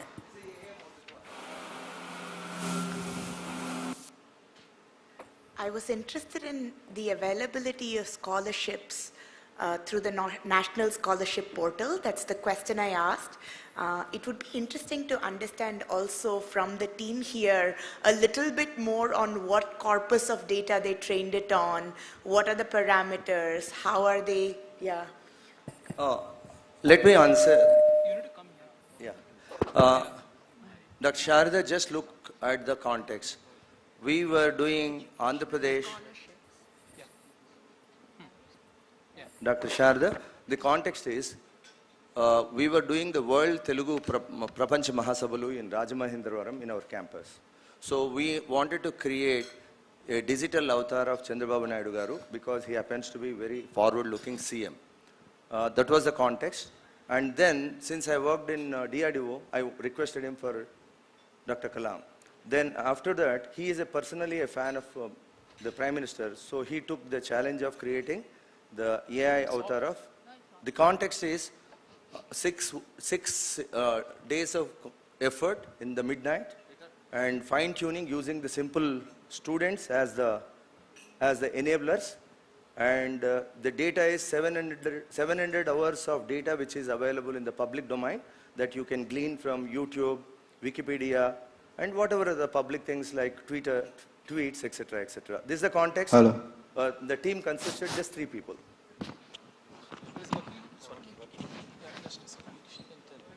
No, sir, just a second.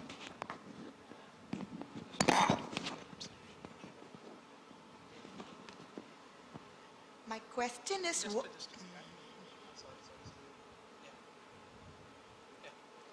My question is, what educational scholarships are available through the National Scholarship Portal?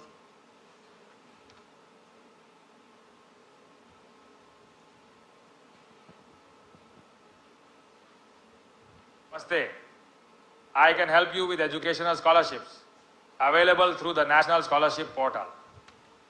Please check the eligibility criteria and application process on the portal for various schemes like PM Vidya, National Scholarship Portal, Education Loan Schemes, Skill India Mission, etc.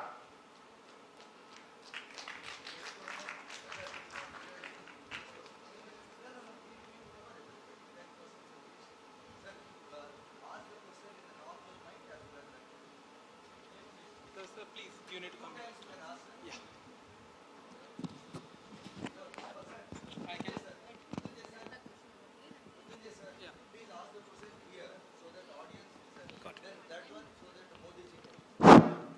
Sir, how can women entrepreneurs get funding under Startup India scheme? Yeah, please, sir.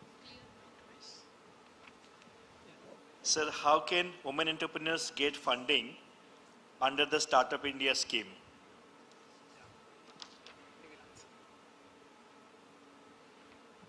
Namaste. Women entrepreneurs can get funding through various government schemes like Startup India, Mudra Yojana, Stand Up India, and PM Svanidhi. Please check the eligibility criteria and application process on the official portal for more information.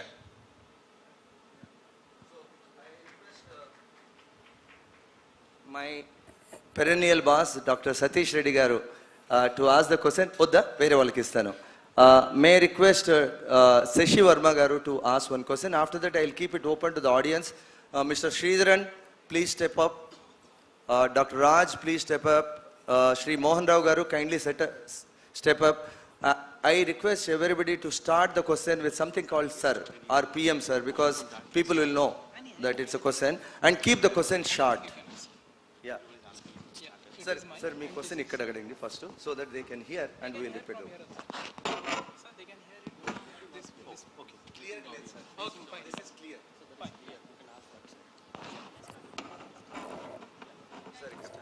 Anything, sir. Sir, dear Honorable Prime Minister, sir, I would like to know more about the Startup India and how the engineering graduates. Okay? Can I? No. It is not about us. No, sir, nothing. This is on only. Just check. Display. Just check. What I suggest is don't get disheartened. Let the power be restored. Can I have the mic, please? Yeah. Power disruption is something which we cannot control. Other power. Sir, Seshi sir, I have a request. Seshi sir? N Seshi sir. There is a power glitch. Okay, it's back. Mr. Pranay, I don't want you to be so tensed. Please relax, number one. Number two, nobody is examining your ability to correctness. It's just an immersive experience, please. I request you to take a deep breath and be cool. Yes, sir. this is not an examination, and you don't run from here to there with a critical kind of a... Yeah, Sir, you please enjoy the process Yeah, sir, sure. of the question and answer. And I'm seeing that you're really, really tensed. Going very well. It's going very well. Why are you tense? So my request is, I just want him to feel relaxed. So Shashidhar Garu, NC Shashidhar Garu, I have a request. Can you come and talk about AI in manufacturing just to make him feel comfortable? He'll have a half cup of coffee. Please come here. No, he's really tensed because it's a great opportunity for him, so he's tense. Sir, you start talking about your experience in AI in manufacturing, and you can talk for 5 minutes so that he can get relaxed. That's the idea. Yeah.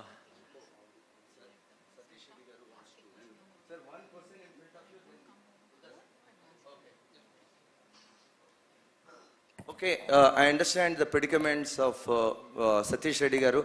Sir, if you don't mind, from your hands, I want this genius of Dr. Bala Garu. I want his attention because he's there only for 30 seconds. Sir, this has been the dream of all of us at the Godavari Global as well as EAMS. It's an industry institute effort. Our students were involved in the fine-tuning of the models. And the Modi avatar can speak in Telugu, Hindi and English in the same voice. And we have also extrapolated to Dr. Kalam Garu, which I would like to show whenever you have got a free time in Rajamahendra, sir.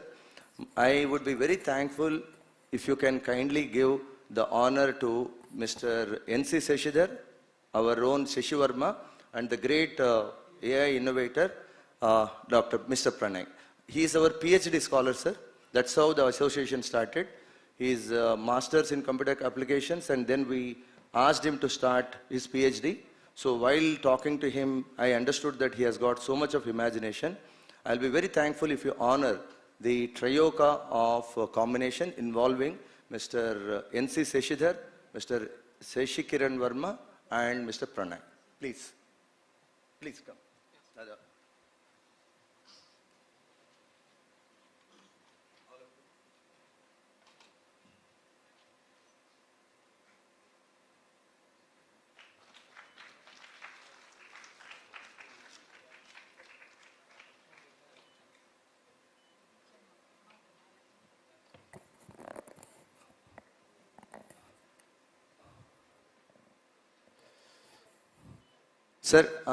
Sir, Dr. Reddy, sir, we want to actually educate this Moditwar on fundings which are available from Ministry of Defense, R&D, so that whenever there is a question of institute-industry interaction, we can use the Moditwar rather than somebody physically talking and doing some things. So with your...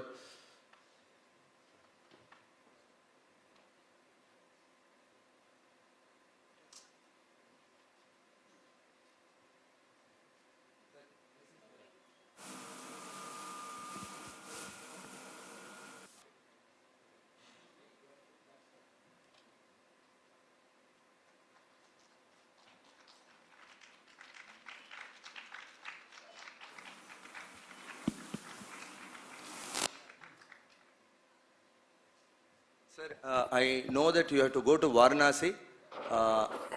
I would like to request Dr. Sharada to accompany Dr. G. Satish Reddy to the next destination so that you can have your own schedule of talking with Dr. Satish Reddy so that your future interactions can be enabled. Sir, on behalf of World Bank delegation, Satish Reddy Garu, మిమ్మల్ని అడగాలనుకుంటున్నాను, kindly lead this World Bank delegation in terms of how they should be looking at the entire experience, and they may come to you for one-to-one talk in Delhi. Yeah? Ma'am, you can kindly,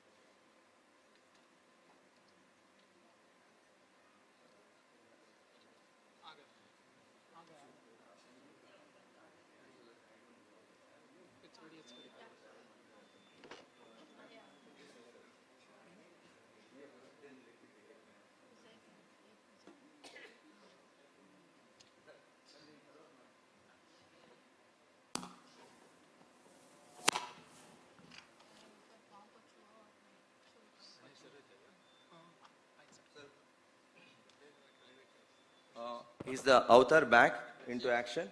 So maybe we can have 5 more minutes. Can I request Mohan Rao Garu, who was the director of GIER as well as the outstanding scientist, to ask a question to Prime Minister, sir.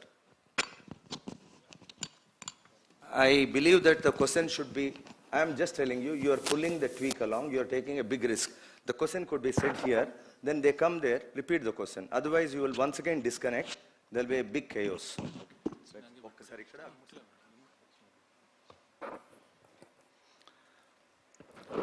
How do we get funding?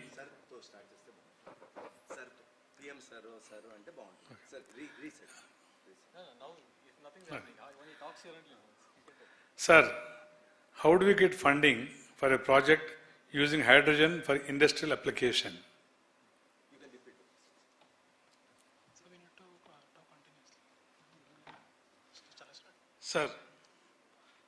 Sir, how do you get funding for a project using hydrogen for industrial applications?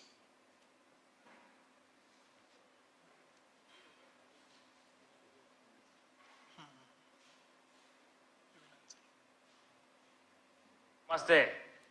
For a project using hydrogen for industrial applications, you can explore government schemes like PM Fasal Bima Yojana, Agriculture Infrastructure Fund, and Make in India funding. Please check the eligibility criteria and application process on the official portal for more information. Oh, big round of applause. He gave right information. May I request Dr. Vora, the erstwhile director of the ERI Academy, to come and ask any question connected with automobile engineering. Please come, sir. Any question which you are connected with in automobile engineering.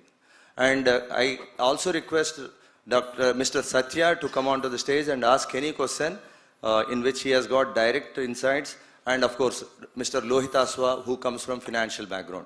So with these 3 questions, we'll stop the demonstration. Once here, sir, once there. Yeah. Good morning, Prime Minister, sir. I would like to know what are your views on use of electric vehicle versus hydrogen vehicles in future of India. Yeah.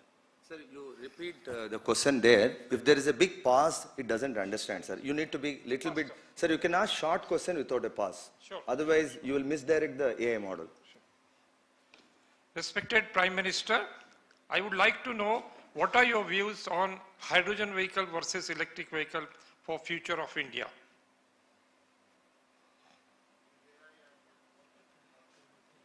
Instead of Prime Minister, it became barrister. Yeah, it will answer. Namaste. I believe both hydrogen and electric vehicles have their own merits and demerits. While hydrogen vehicles offer a longer range and faster refueling, electric vehicles are more environmentally friendly and have lower operating costs. The future of India's transportation will likely involve a mix of both, depending on various factors, such as infrastructure, technology advancements, and government policies.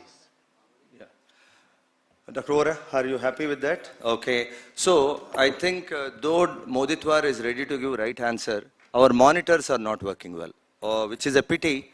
So we would stop this because I think something is wrong with the monitor connection. We have, sir. Understood. Let's focus on government schemes and funding opportunities for your project. Okay. So I think it is correct. Dr. Vora says that it is correct. So we believe because he's the great expert in this. Now I would like to ask completely from a different perspective, Mr. Lohitaswa with 30 patents in the world of, as I said, in finance and middleware. Mr. Lohitaswa, kindly ask the question without a pause and don't ask a question as though you're thinking about it. It should be as fluent as possible. Yeah, please. And you can start with sir. Dear sir, with the rise of AI, how is your government planning to ensure that technology is used responsibly and ethically across various sectors? It's a very broad question, so you will get broad answer. Can you focus more? like finance sector. Once again, you try. Don't make, say if you ask me also, how do you answer that? Very broad and non-focused way. Your question should be such that you get some answer, right? Not philosophy. One more try. Okay. Maybe on the education systems. So how can AI be integrated into India's education systems to better prepare the next generation for the future job market? Shorter, please. Dear sir, how can AI be integrated into India's education system to better prepare the next generation for the future job market?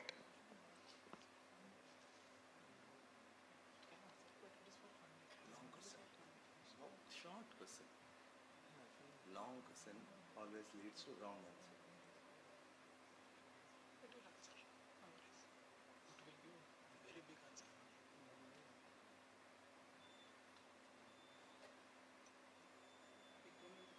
Long question always creates this wrong. Sir, you need to see if you want answer. So, Zauratmak wise of India's education system to prepare the next generation for the future job market. Here are some ways you can be integrated. 1. PM Vidya, a scheme that provides financial assistance to central and state government-run schools, as well as grant-in-aid schools. You can check the eligibility criteria and application process on the official website. 2. National Scholarship Portal, a platform that provides scholarships to students based on their academic merit and economic status. You can visit the portal and apply for relevant schemes. 3.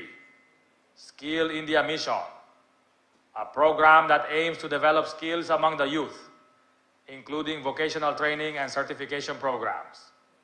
You can check the available courses and enrollment process on the official website. 4. PM Garib Kalyan Yojana, a scheme that provides financial assistance to students from economically weaker sections to pursue higher education. You can visit the official website for more information.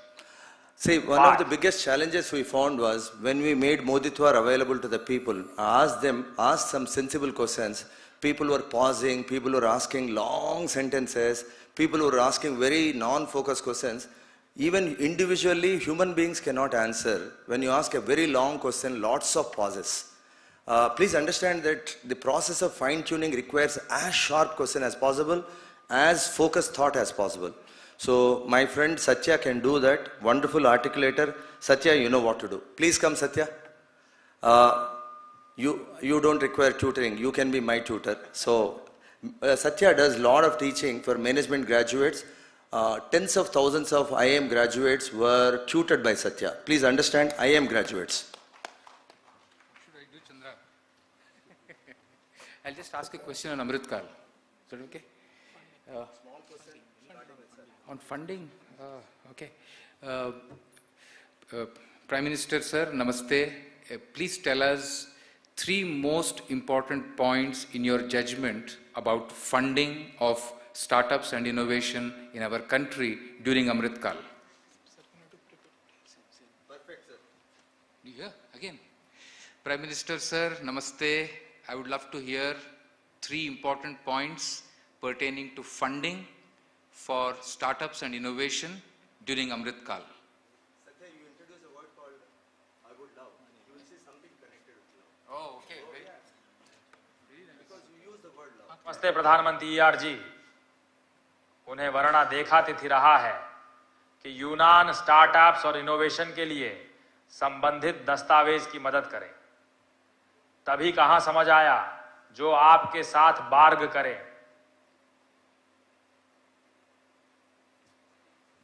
Okay, let's go to English, please. Hindi is we can't understand, so definitely audience cannot understand. The audio system is not good. Why do you get into Hindi? Please be in English. Okay? Amrit Kal is the word which triggered him to speak in Hindi. You understood? You use the word Amrit Kal, it went into Hindi. Mr. Prakash from Scanzer, where is he? SDGs, are you in a mental state where you can ask a very focused question on sustainability development goals, or should I ask? Now please come. He's come from Oxford, right? and his full life he has dedicated to sustainability development goals across the world. And he has just flown into Hyderabad just to be part of these proceedings. Is it Oxford or Cambridge? Where are you coming from? Huh? Oxford. So, sharp question, sir. Yeah. The final question. Sir, don't use Hindi words. Okay. We are seeing climate change. At the same time, we need to develop social benefits for everyone. How do you balance both of this? Sir, kindly repeat the question without a pause. There. Okay. Sir, this has to be for funding. So I will ask the very sharp question. Okay, sir, how can I get funding for sustainability development goals related programs? Simple.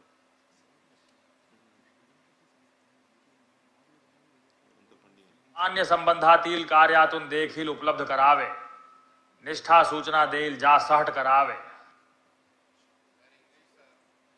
Why Hindi, sir? Once again. Why Hindi? Can it be in English, please? The final question. Ask the question once again. Can we stop? I think you are getting tensed again. No. You can ask it in English. Final question, please.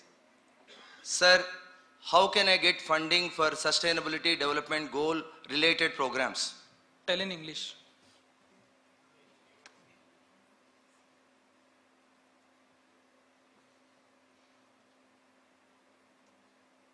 हाल में I can assist you with government schemes and funding opportunities for sustainable development goal related programs.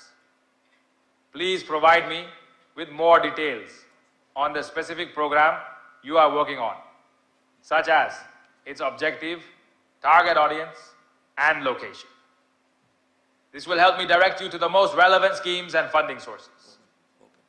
So I understand that my question was more open than what I wanted it to be. So that's why the answer was also more open than what it should have been. Thanks a lot, Pranay. It was a brilliant demonstration. We can go on throughout the day. Big round of applause to Pranay and Sheshikiran Verma and all the excellent team in the Godavari Global University for training the models. We spent hours and hours together for training the models. And biggest challenge when we put our faculty members and students is to make Moditwar to understand a focused question with a focused answer. That was the biggest challenge. The eventual idea is whoever is interested in the world of innovation, incubation, acceleration, research and innovation, we want the Moditwar to be available in the campus by putting the Moditwar on the web with the least possible lag in the responses. So in that connection, Mr. Seshigaru and I decided that we will visit Taiwan again. We can get AI integrated into the chip. Currently, the chips are not so very capable that we can have artificial intelligence as an integrated feature. The future is going to have an artificial intelligence integrated chips which will enable us. So we are going to the almost final leg. Seshidhar Garu, can you make a short 5-minute presentation about the AI in manufacturing and how we have been helping IITs, NITs, IISc and global universities in the manufacturing and AI. 5-minute presentation because we'll have a one more panel discussion with which we'll close the proceedings. And short description of Mr. Seshidhar, mechanical engineering, one of the most talented robotics engineer. He started working with L&T and now he spends most of his time in plant automation. Any automation company in the world, starting from Mercedes to Ford to Volkswagen to BMW, Toyota, Tata Motors, Mahindra, his engineers are working. And the important claim, which is a factually proven claim, is the engineers of Sheshidhar who work in the global context come from diploma background and sometimes ITI backgrounds from very, very rural locations. And he trains them and he sends the diploma and ITI engineers to plants in Berlin and Vietnam, etc. And very recently he won a massive order from a Chinese company and Vietnamese company for connecting them with automation in the plant so that you can get every hour or every minute one car, something like that. Please explain, sir. We basically design factories to make cars. that's been our main business. But this being a topic of AI, I just want to tell you how we have moved away, or rather moved into AI, into the manufacturing sector and into the into different domains. Somewhere in the even in the automobile sector, you know, AI is very greatly brought into it. Like we design battery systems. So there is an AI model which actually takes complete control of the whole battery system in a car. Of course, this is on a big it's already developed to a very great extent. Somewhere in 2016, apart from just doing cars, we also started moving into the into development of 3D printing machines. At that point of time, you know, there were nobody who were buying our machines in India, but of course, machines were sold more outside India than in India. So there we actually now, this is a very unique machine that we built. It's only for research purposes. This machine is purely for research. So most of the IITs and NITs and the research organizations buy these machines. We have developed a OPC server, it is called a server, where you actually can take the data out of the machine and it can be presented for doing AI applications. So this machine has been very useful in trying to develop new materials, composites, and new technologies in the additive manufacturing domain itself. And also then we started moving towards the educational segment, where we developed certain unique kits. These kits are called as IoT kits. Basically, we developed these kits, you know, called as digital kit, analog kit, metrology kit, utilization kit, and these kits basically help the colleges teach the students what is IoT and how to take the data out from the machines and how to do some machine learning activities on these kits.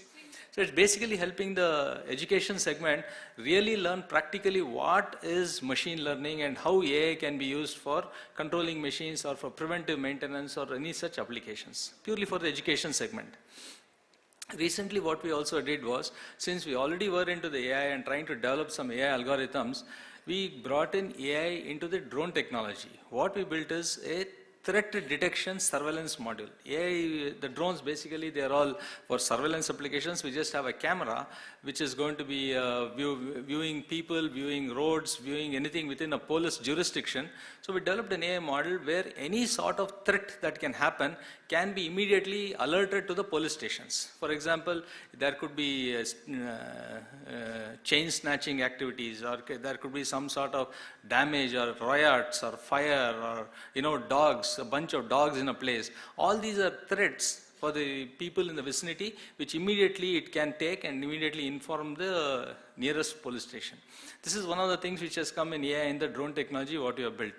And the other most important thing what we have built is, of course, these avatars what you can see here. The main idea of having these avatars is actually this. We are showing it here just as an avatar with GG University having built for Modi and to talk about the government schemes.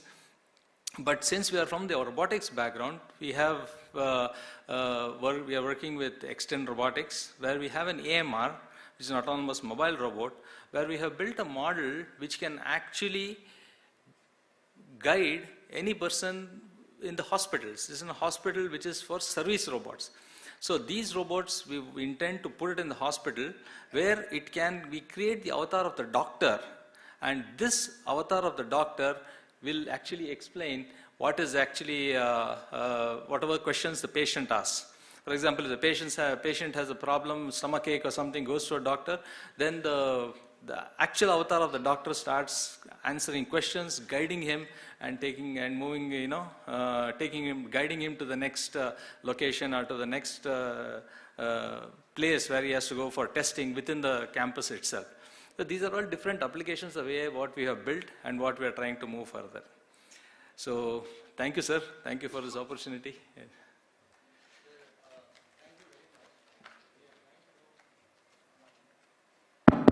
Adjustment of the schedules now. We just have about 25 minutes. Sharda, you need to help me with this session. Sumit Anand, please help me with the session.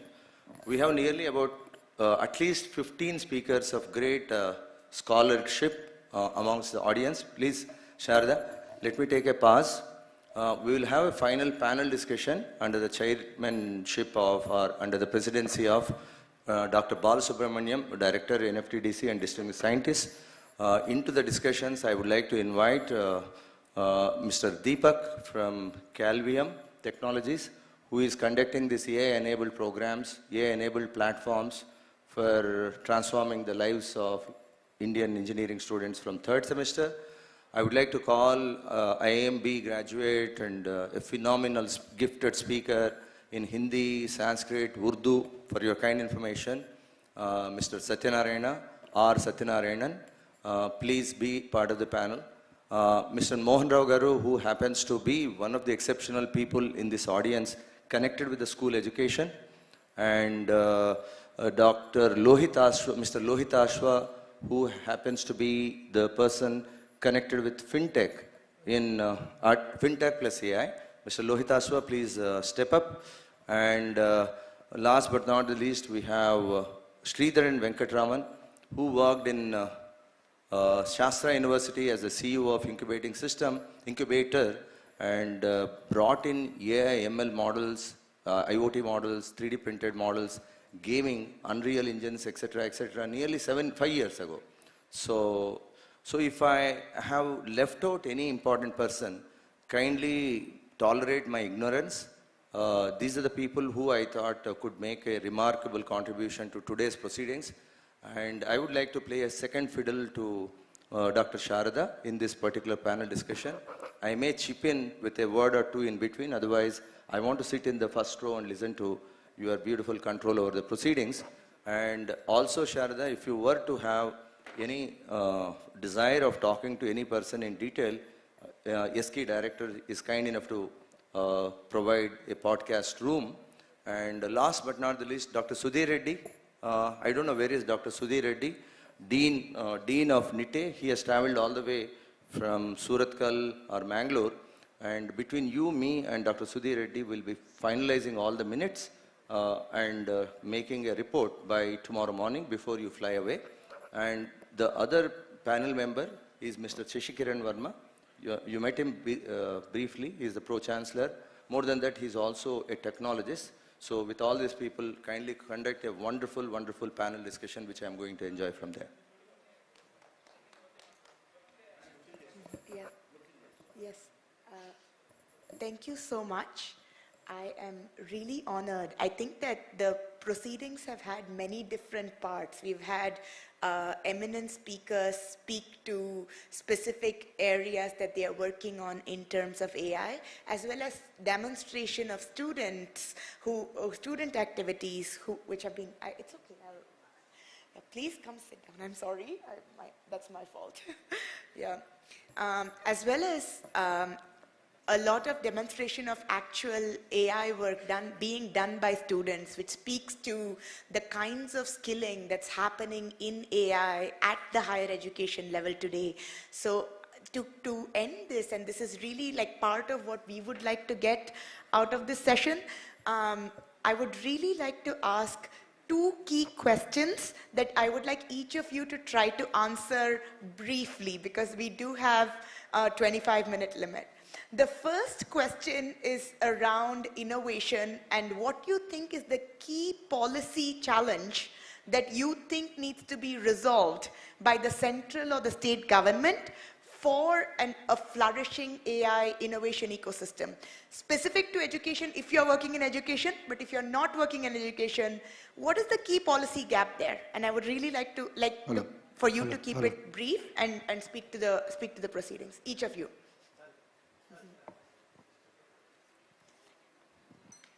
I'm the first. Hi everyone.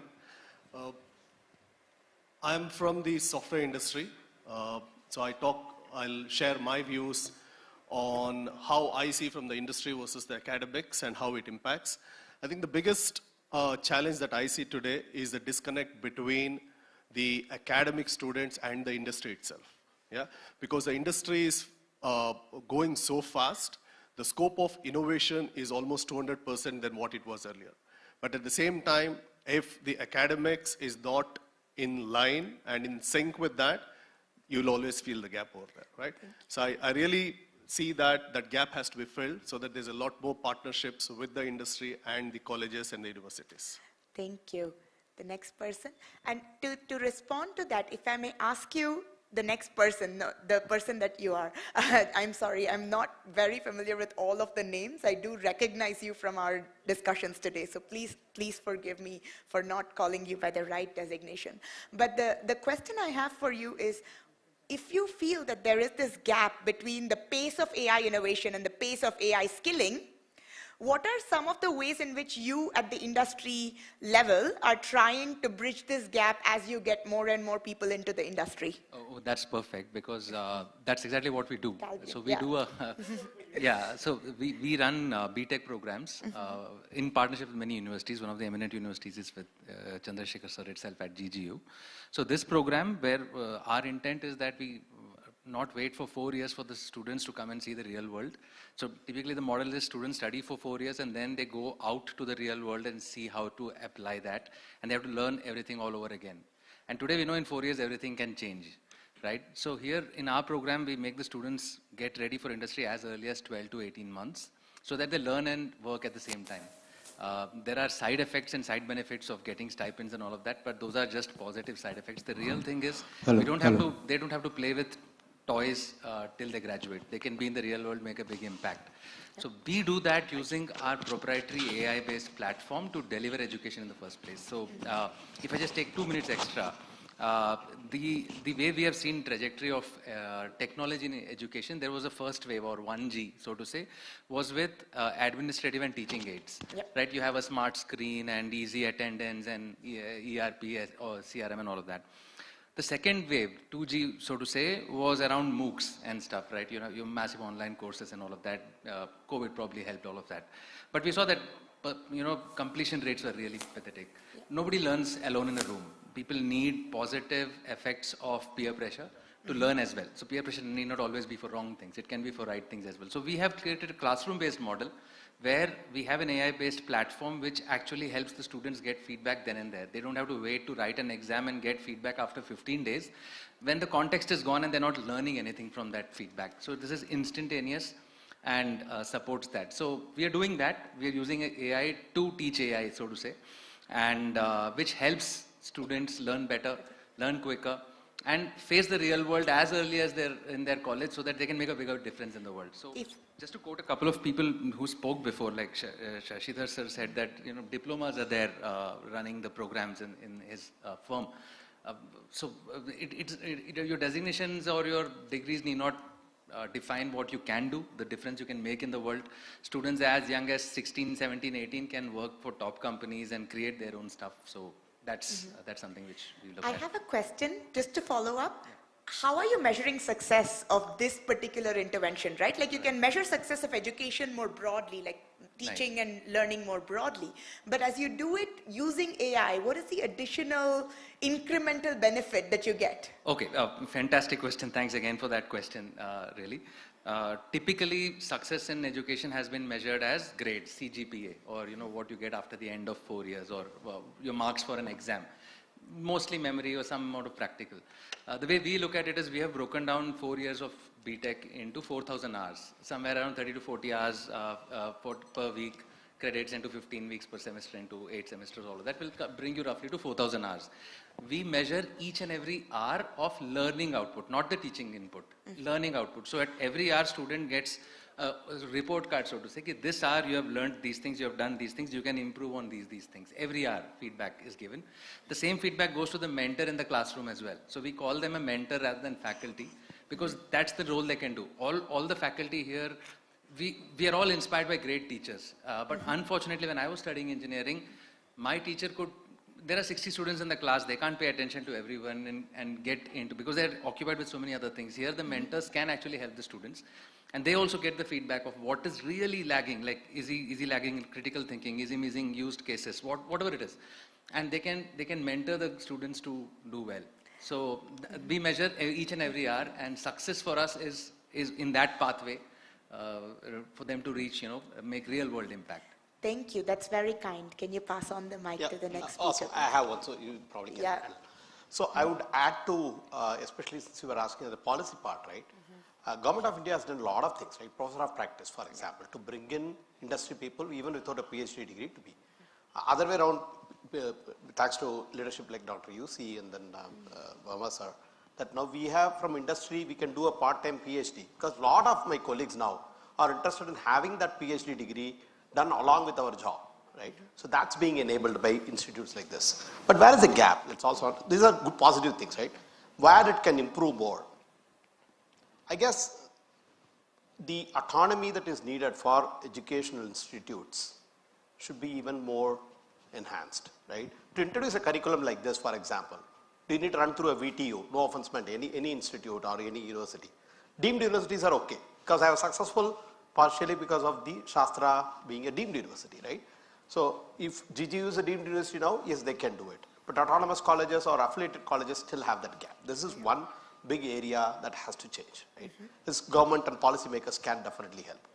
Second, I think from the industry perspective, what's happening is, if you are observing, every year, this is the third consecutive year, Satya Nadella himself comes to Bangalore, hosts 10,000 skilling, 100,000 skilling, sorry, 100,000 people skilled. Out of them, handpicked 2,000 to 3,000 people get to attend that event. Very few of them get to take a photo op like this. Like Satya is sitting here, I am sitting next to him. An inspiration like this, a student gets it. Imagine what you can do. So I think a lot of industries are also trying to do that. I think these are some of the basic steps, baby steps. Even we have to do a lot more. Okay. And this is super helpful in terms of understanding some of the gaps within the education system itself. I want to go back to the question around policy gaps. Can the next speaker maybe interject and give me their perspective? Yeah, thank you. I don't know why I'll speak about policy, but today I think all of you are probably forgetting it's a big day for us. The whole country is celebrating National Startup Day. And AI is a part of. So big round of applause everyone. And I have been a part of that. So I come from a different fraternity. I'm a professor, but always try to bring new technology skills to different stakeholders. So here I want to bring a bit of high tech in the sense, how do you skill clinicians through AI platform? Because a lot of development happening. We have a Center of Excellence on AI by the Ministry, DST, Government of India, build a lot of technology products from the starter. But the acceptability is not happening because the clinicians are not skilled toward. They don't accept AI as a enabling tool. They also see it might go to compete with their practice. So there we bring platforms where startup comes in, clinicians comes in. We run a skilling program called Clinicians Peer Support Program. So professors will come, teachers will come, clinicians will come. All we discuss on how AI is going to enable the what we are developing by a startup. So that is very important, and that's where we talk about a lot of skilling, but when you go to clinicians, none exist. So Satish Reddy ji was talking about one technology called, this is not very popular at the moment, but will be very popular. Without taking any blood, how do you measure different parameters of blood? AI is completely integrated there. So to bring it to the market, clinicians are not supporting in large scale. Yeah. Of course, that is the more skilling required, and I feel AI is going to, the people like others, not going to BTech program, but also going to the medicine program and can make it better. So I come from an incubation center where we promote large number of AI companies and they become very big. One of the companies now becoming unicorn, BTech to be unicorn company from the campus, AI enabled, called Far Eye Logistics, all into AI driven company. So I think in the policies evolving, institution like people said Shastra University, or I come from a university called GIET, very, very popular. And then GGU is there. We bring in with our own energy. But if you look at the other institutions, they are not getting access to what we're talking today. That's why this digital divide or whatever you're talking about. Maybe this will take time. I always see this will take time, but it's in a positive move. And people accepting it, different stakeholders accepting, including politicians, the bureaucracy, all talking about now AI, because this is going to make everyone smarter than what they are today, and it will scale a lot of activities. So with that note, I thank World Bank for bringing me here. Thank you so much. And also UCSAP. Thank you. I do have one follow-up question, because we have been working with institutions that are incubating startups. In your mind, and this is also a question for Shastra, in your mind, to what extent is compute a constraint? Is this a constraint for your startups? Is this something, given the emphasis that we have at the national level on procuring and scaling availability of compute to all sorts of stakeholders. What is the level of constraint you see in the development and training and fine-tuning of models? Are you working in that space, or are you working more within your centers and within the education to industry pipeline? Are you working more in the scale and the use case side of things, which may not require as much compute? A good question. Sir, go ahead. I'll probably add, see, compute at least has improved a lot. Go back, some time back, it was called TERI, or big investments from central government was given for leading institutions to set up center of excellence on the compute. Today it's all on cloud. So Google walks in, gives you the compute on demand. A professor gets $1,000 credit, a professor. If you got 700 professors, that is 700,000 freaking dollars. If you can put it to use, the good to use, I think the computes are available. This is one happening. NVIDIA is also doing a lot of things. I would still say that not paint everything rosy. It's not all enough. It's still because LLMs can consume a lot. Probably you should look at SLMs. Don't need always LLMs, right? So you need to have some small models that can solve that particular purpose, right? For example, Sir was demonstrating on Hindi, Telugu. Maybe you may want to pick just one language. That's going to reduce your compute power by one third, isn't it? Like that, probably there is things happening, especially with cloud computing. A lot of things have changed. Second, I think all these SLMs versus LLMs, that intelligence has to be there within the innovator, right? Everything cannot burn the midnight oil, right? So that's, sir, over to you. Thank you. Actually, I'm not from this area. I'm a microbiologist. I work on gut infection, right? But I'll tell you, to add what he said, three things: infrastructure, human resource, and of course the intention. I see institutions or organizations like companies, what intention you have, there has to be clarity. Infrastructure is building up. That's why you see new AI mission coming from different ministries, including BIRAC is coming with AI missions, which is into biotechnology. But MATE is coming with big AI mission. But BIRAC also saying, I'm also getting into because healthcare, biotech, agriculture. So every ministry is going to bring their funds to create infrastructure. But then I'll give an example. We should not wait for those things to happen. It will take some time because it's a big country. Now, I'll give an example where with Cambridge, we are setting up a center called Cambridge India Center for Food Supply Chain Observatory with Google, with a foreign government. I'll not name at the moment because the money has not come yet. So the whole idea, they have infrastructure, we have human resource and intention. How do you, and Google brings a lot of facilities, right? Let's build it. So I think once you build such successful example, this will become a practice for others to follow, and it will scale in due course of time. Thank you. Thank you. If you could kindly pass on to the Minister. Minister, you've heard a lot about existing very vibrant ecosystem, even in the room today, from so many different examples at the policy side as well as on the industry academia collaboration side. How do you see the role of the state and central government in facilitating and fostering partnerships specifically? And what are some key areas that you think the government has to play a role in? Yeah, that's a very good question. Basically, our system of working in India, as per the constitution, education is in concurrent list.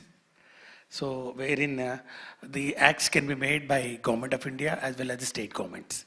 That's what it means, union list, state list and concurrent list. So the broader framework should be made out by the Government of India from the central government. Just as you know, after 36 years of waiting, finally under Modi's government, we got this National Education Policy 2020. The policy envisages that edutech should be integrated into the curriculum for the first time. So that really paved the way and opening of the doors for AI to enter into education system. So that has to be implemented, though there is a mandatory strictures passed by Government of India, but states should take initiatives. Like Delhi government have taken a lot of initiatives in the education system, and similarly in places like Andhra Pradesh, where there is a rural-urban divide is there. And then especially the basic problem of education, the challenges which need to be addressed in India are only the accessibility, the affordability, and the quality. So accessibility is where actually this infrastructure and assist financial assistance from people like World Bank and then this multinational banks and all come into picture. So this has to be bridged. So the accessibility and affordability and quality education. If you can really take care of these things, it's already the die has already been cast.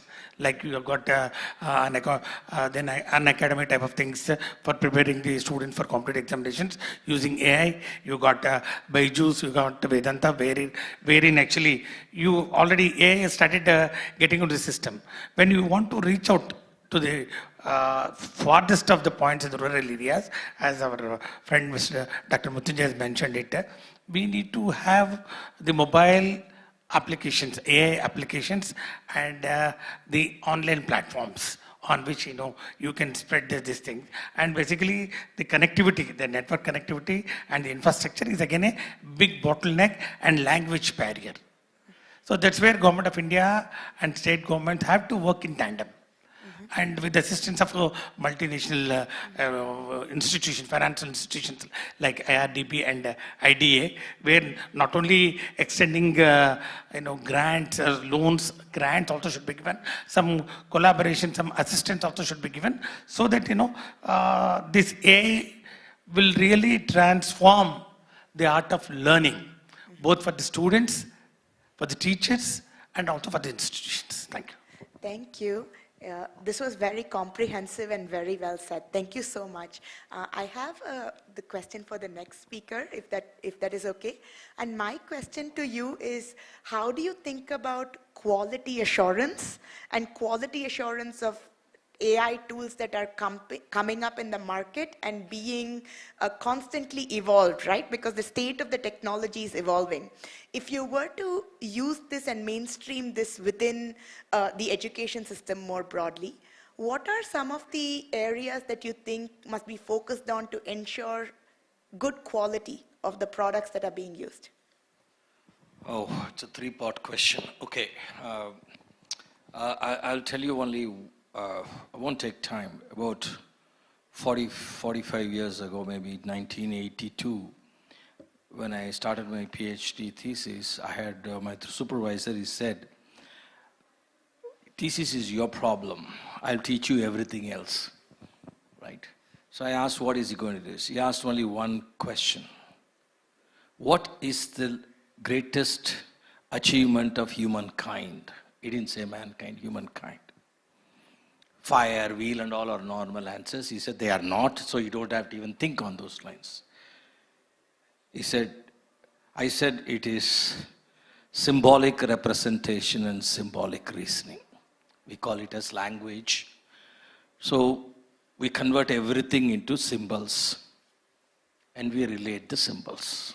Nama, rupaha, name, rupa, picture, form. So we break that big thing, Nama Rupa, like a hieroglyphics or something, we break it down to something that is simpler. That is, take a big integral and make it as a differential. Now, with that differential lesser number, you reconstruct the integral. That's how, let us say, music, sarigama, or the alphabet has come. Now, why I am giving this example is this. Now, even that alphabet and that picture is reduced to 0 and 1, right? A pixel or even an alphabet, right? A. Then our brain works only in 0 and 1.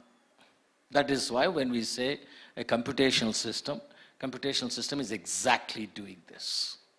We only know. Now, what does the day we are born, our brain, which is a processor, mind, which is an abstract thing, it thinks in data sets. It knows immediately, collects it and puts it in a set, and puts other things in another set and starts relating them. This doesn't stop till you die.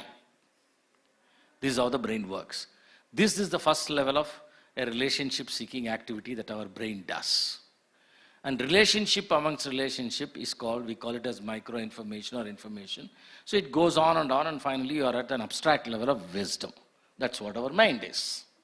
So something that is a neurological activity becomes something abstract.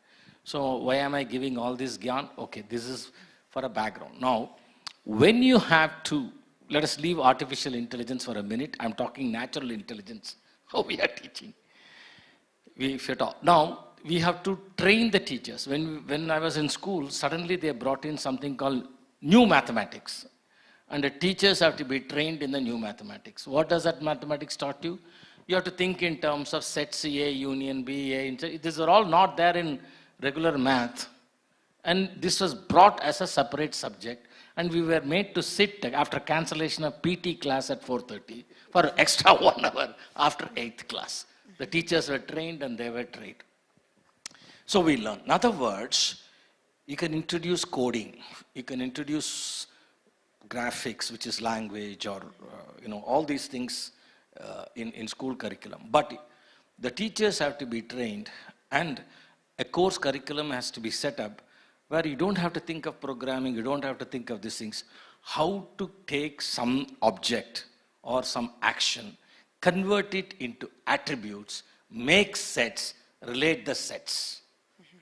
This has to be taught as a school thing.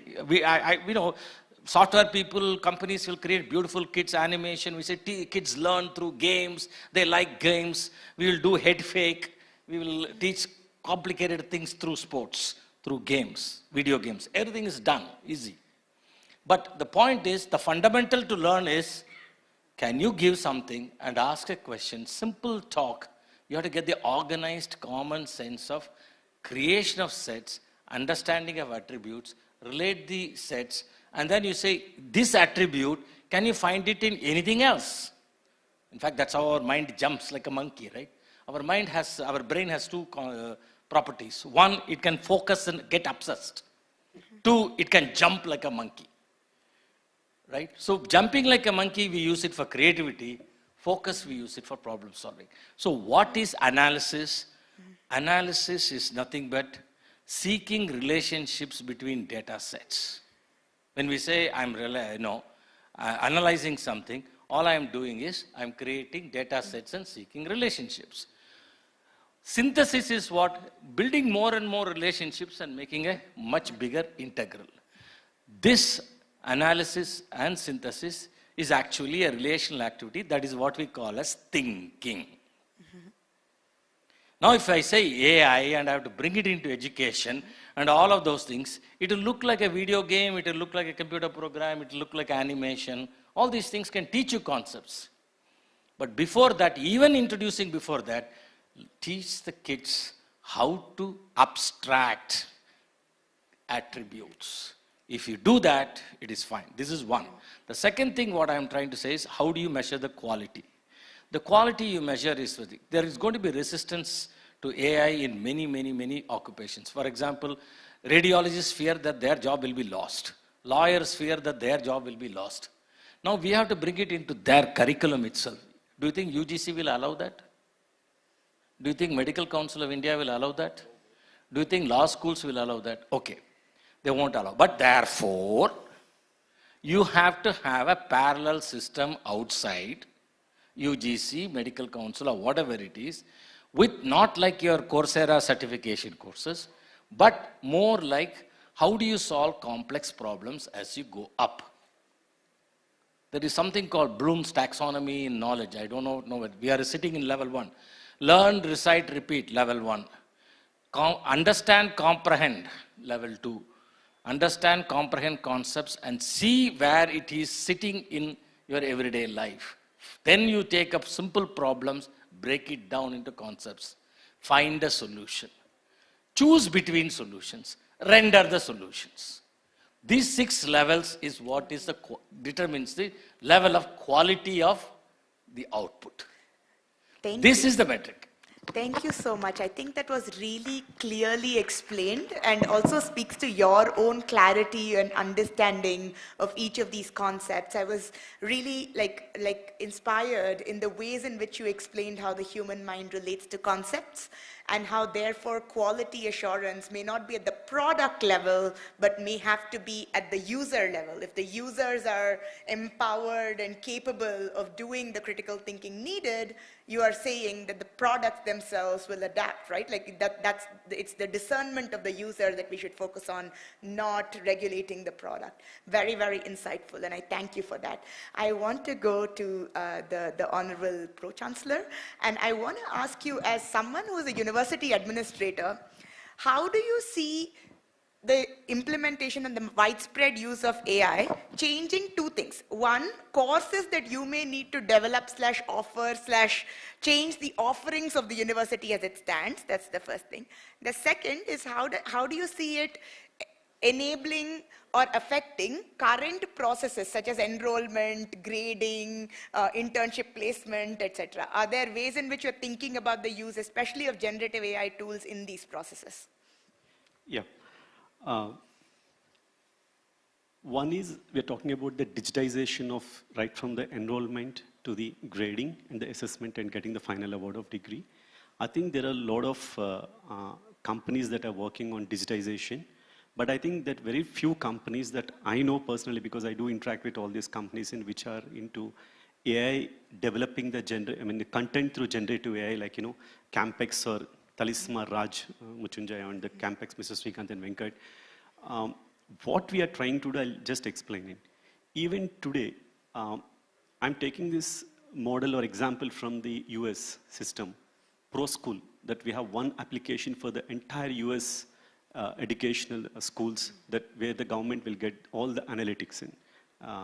I think we don't have one such system in India where to analyze at least the Telangana state or Andhra Pradesh state. If I want to know that how many, what is the GIER, the gross enrollment, the GIER, the gross enrollment ratio, live, or how many students, if I want to analyze that, let us say for graduate students like the ultimate goal or the final is that, they want to get into this multinational company jobs As an educator sitting in Hyderabad, away from the institution, if I want to pick up the number, like out of 10,000 students, how many students are eligible for a top MNC company like Microsoft or Google, or how many students are eligible for these things? So we don't have this analytics. I'm talking about the predictive analytics.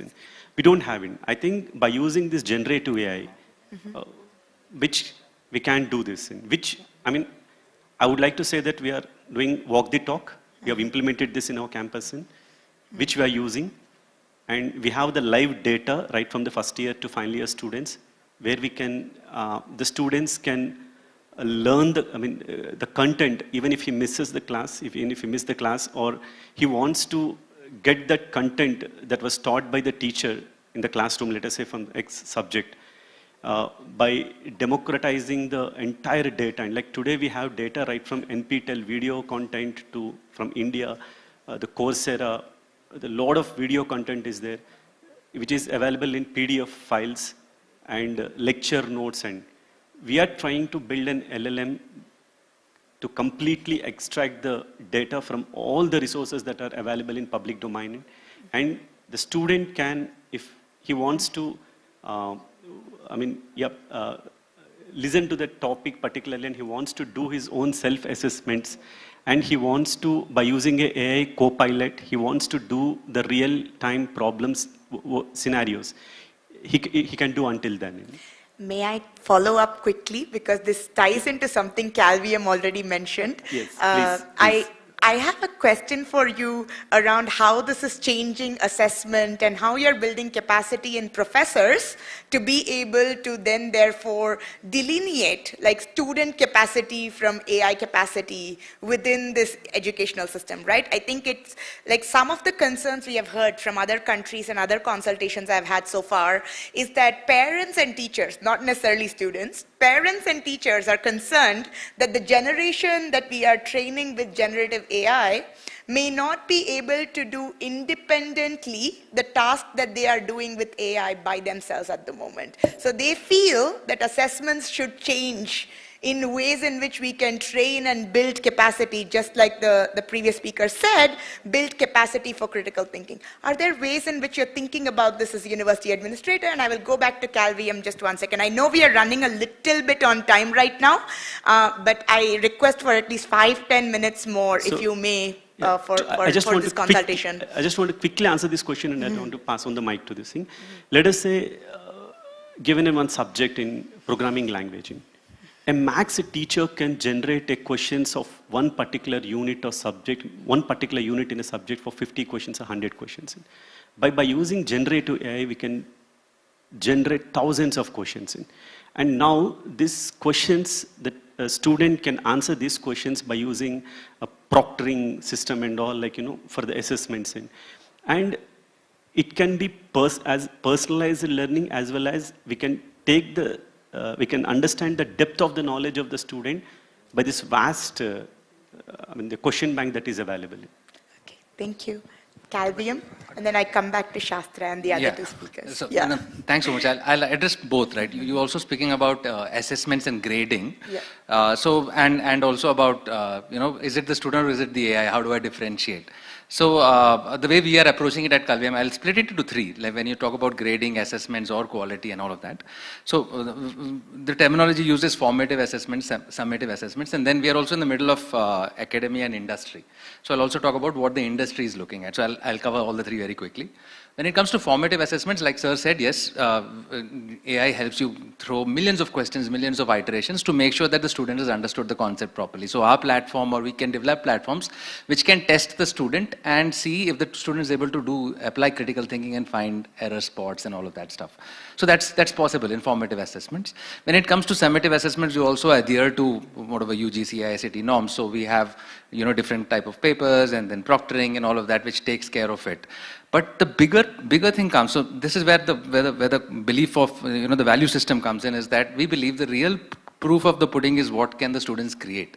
So if grading is limited to one number, if it is like a CGPA number, 8.8 out of 10, then it doesn't say anything about the student. It doesn't say is 8.8 better than 8.7, but is he better for my company? So when we put the industry interface, the third part there, we almost go and tell industry. So we have we have hundreds of students, like 500 odd students, second year students now working for multiple MNCs, GCCs, startups, as software developers. So when the industry comes to us, they don't say, I want 5.8, like 8 CGPA. They don't ask that. They say, hey, I want somebody who has these skill sets. So there's a whole skill stack.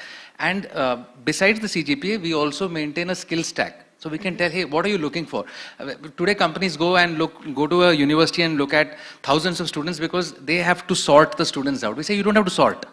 You tell us what skills you require. I will give you pura janam kundli of the student on that skill set, how they have grown.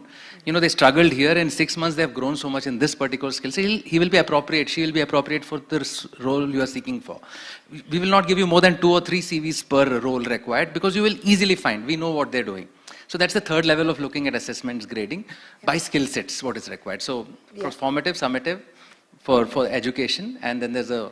This is really insightful as well, and for us, new relative to what we have seen in other countries so far. The idea of connecting not just assessments, which has been done also in other countries, but to think about it in terms of the growth in skills, and using AI to maybe monitor that and predict that, I think is a very innovative aspect that we have not heard so far. So thank you for sharing.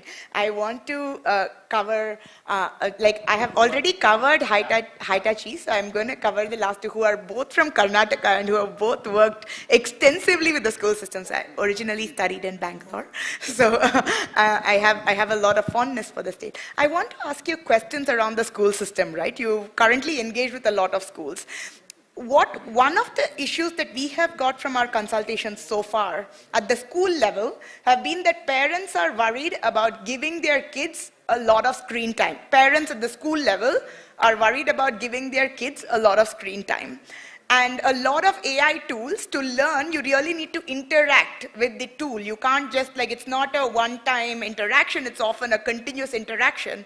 But oftentimes that parents to us have confirmed and are concerned that it may lead to dependency, it may lead to them not being, like some of them said eye strain is an issue. So how are you balancing the use of AI at the school level? That's a very basic question, but if both of you could answer with the vastness of your perspective at the school system, it'll be very helpful to us. I'll make in a very brief way. My educational colleague will go into greater details because he has got a breadth and depth of experience and approach. Normally we tell students, Matru Devo Bhava, Pitu Devo Bhava, Acharya Devo Bhava. Now we have to introduce another dimension. AI Devo Bhava. Reason is, she is, I miss your name. Sharada. I thought you Saraswati. Okay, both are same. She is Sharada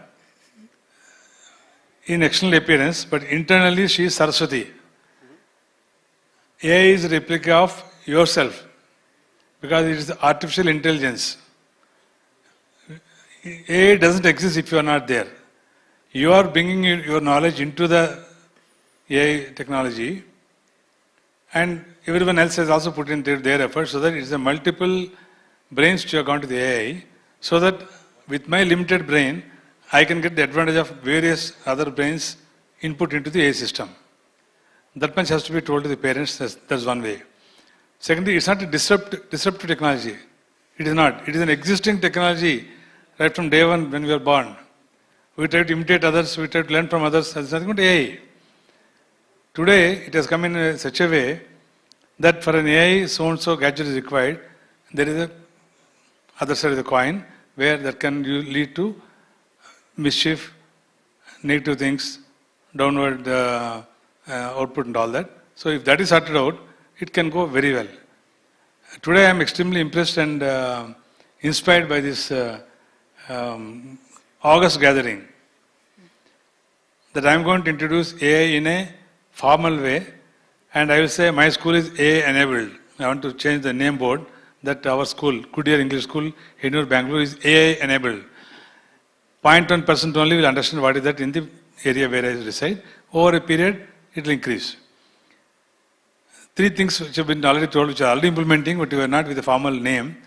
Teacher AI enabled, student AI enabled, the management is also AI enabled, but we need to make it in a formal way. We should do in such a way that I should get the best advantage, best quality, what she has been talking about all this time with every speaker. That quality we have to impose in that, imbibe into the system, by which we will be able to get the best output, be it the students' score, students' development in their mind, finance to the institution, teachers' job satisfaction. I can't add salary to the teachers, but their job satisfaction, their satisfaction that they are doing something different compared to what they have been doing in a focused way. So these things I think will be taking advantage with this gathering. I have only one small, rather an element of apprehension or doubt. I belong to a school, a private school, not a government school, but we call it the budget school. My colleague will tell you what is the budget school. Which way I can get a help from this institutionalized topic? This topic should be institutionalized. It should not be concentric in one place. It has to be open and available to not only government schools. Government schools produce a few 10th standard graduates, but private schools develop and generate at least equal number of 10th standard graduates. I mean, SLC students.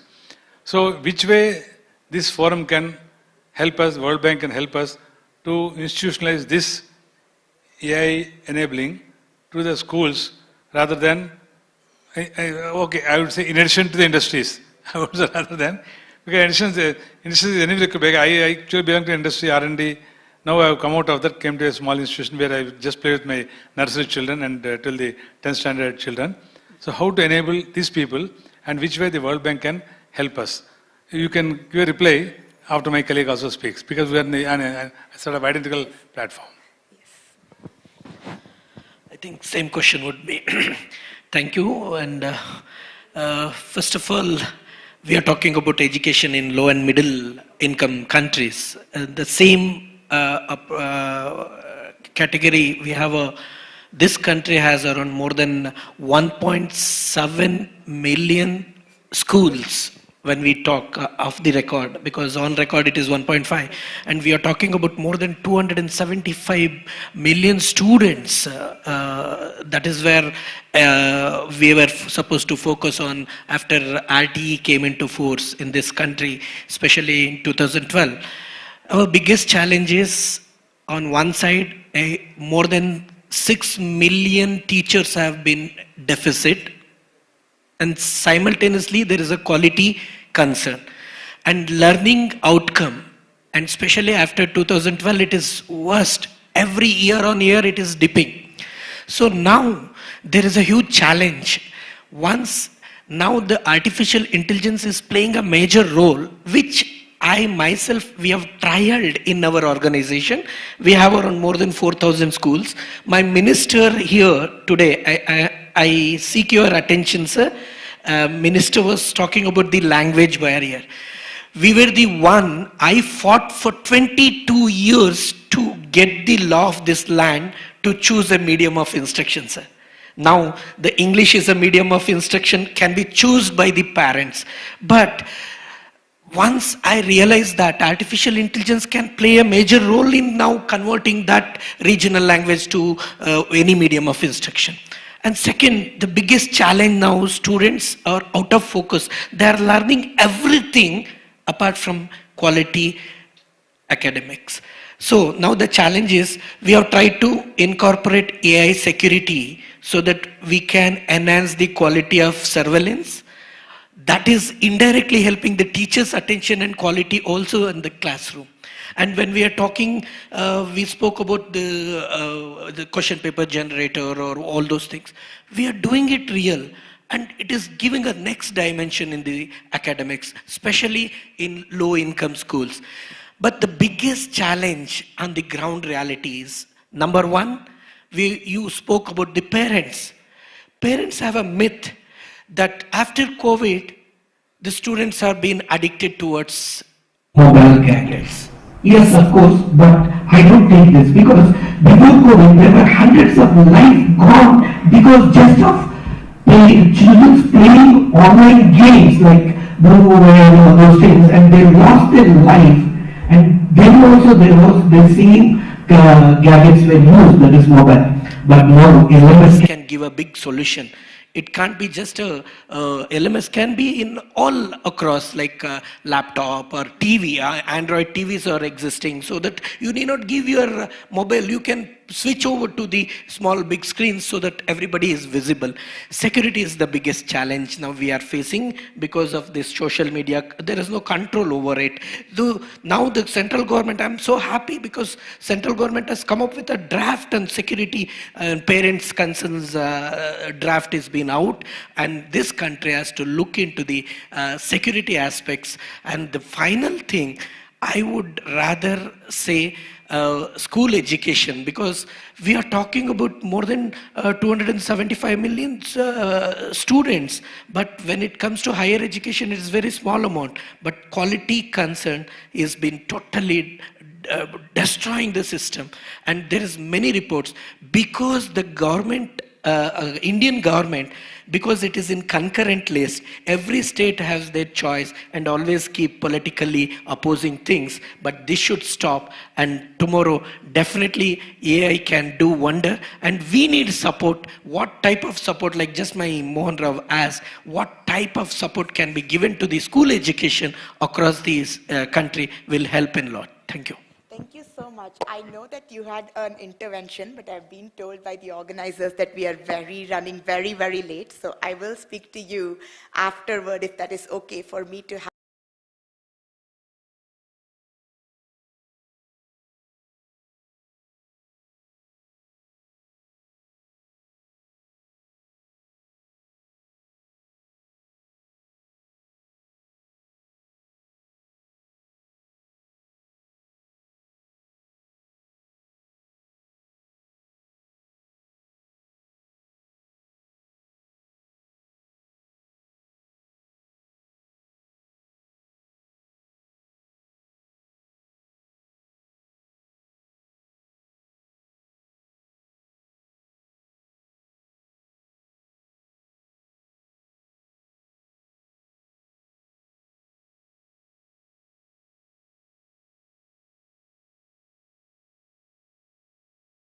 Prof. NITRR, and Dr. A.K. Sahasrabuddhe. These are all things that we will include in our consultative minutes. They were not, unfortunately, here today to be present, but I wanted to really thank and Mr. Arun Sharma, our team leader. But I did want to say a huge thank you to Dr. UC, without whom this would not have been possible. 3 weeks ago when I came to India and I really asked for his help, I reached out to him to actually conduct just a consultation with him. That was the initial ask. And then he was like, well, no, this is not one person thing. Like, it's a huge issue with so many multidimensional facets. You need to ask more people. And I'm like, okay, here are the few people I know. I gave him a very small list of people that I knew. My network is much, much smaller than Professor UC's. And he was just like so energetic and so enthusiastic in convening this. You know, it's not easy to be able to reach people that you do not know, to be able to get them to give you time of day when you're coming as an external person without a clear relationship that's really bringing all of you together. So I wanted to give my heartfelt regards and thanks to Professor UC, because without him, today would not have been possible. This consultation would not have been possible. The insights that we got throughout the day would not have been possible. And on behalf of the World Bank team, I'm incredibly grateful for your time, energy, burning the midnight oil, doing a lot of the work that goes into it, that is well beneath like his stature, you know, but the amount that he has done, I was truly, truly amazed, and I'm really humbled. So thank you to everyone who is here, and thank you to Dr. UC for bringing everyone here. I will now conclude with passing the floor to Dr. Sudhir. Let's all go down. He will summarize the minutes of the meeting, then we'll get lunch. Oh yes, there is also a group photo. I'm sorry, I'm a little bit... Sudhir is a rare personality. He's a PhD from NIT Surathkal, and also he went on to do full-time MBA from IIM because of his love for operations, management, etc., etc. Very, very, very rare. Sir, there is a group photo, and I thought this is a mammoth task to compile all the minutes. So he has been working with me for past 2 days. Actually, we wanted to publish it and give it to Dr. Sharada today, but it is too much of an ask because yesterday and day before digital printers were not available because of Sankranti. So we didn't want to really mess up the printing quality. So the power of artificial intelligence is marvelous, but further, the power of UCA is much beyond. I say UCA, it is U Chandrasekhar's intelligence. Before coming to this program, I'm very sure what was in our mind, but how it has gone here. Undoubtedly, the last 2 hours has been quite enriching and very wonderful for each one of us. This is what is the power of UCI. A great day, happy to be here in this program. I see today's program has fulfilled the fundamental logic of artificial intelligence, which is neural networking. I say this because here we got the personalities from very diverse backgrounds and who carry rich experience. I mean the personalities in means of their mindset and importantly their experience. All this has been put on one platform. And deliberations have happened here to a very greatest extent. I think what we have to take it from here is all about the integration, which I consider the power of artificial intelligence, the integration of knowledge. Today, whatever we have discussed, all this can go as a data points for artificial intelligence, for its further effectiveness, I can say. The integration is so important. The AI can increase its performance by integrating the knowledge with a lot of mathematical modeling, which exactly leads to the multidisciplinary approach of either teaching, research, or innovation. That's how I think this program has helped even the AI, even us and even as AI, to integrate the knowledge from diverse backgrounds and different experiences outside. Broadly speaking, any achievement can depend on two things: time, money, broadly resources as well. Morning, Professor Satish Reddy Garu has mentioned that India has a competency in terms of the resources, that is the people. I think I put in here as a request to the World Bank team to utilize the resources of this great nation by integrating the people's mindset. In fact, the moment when we say World Bank, it has got money power.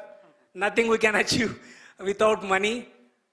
I just request the World Bank team to support this nation by supporting necessary funds to make this AI much more effective. Is all I can say. Under the leadership of Dr. UC sir and his guidance, we will be bringing out the minutes of this program, and also will be bringing about a kind of a synopsis to take it forward, okay, to the next steps. With each one of your support, your suggestions are most welcome. You can reach out us in any form. We'd be more than happy to take your suggestions and put all these things. Of course, the Pranay is also here. Yeah, Mr. Pranay will help us, okay, to all these things, the compile, and we would be submitting this to the very high level, and of course, Dr. Sharada, the World Bank team. Thank you so much for each one of us for making your time here, your presence here. Thank you so much.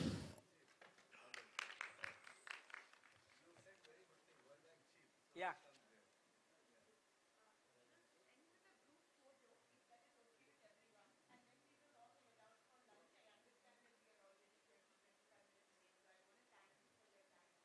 We'll give mementos offline.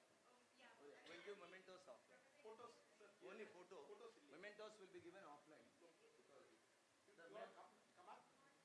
All the people can come up, please.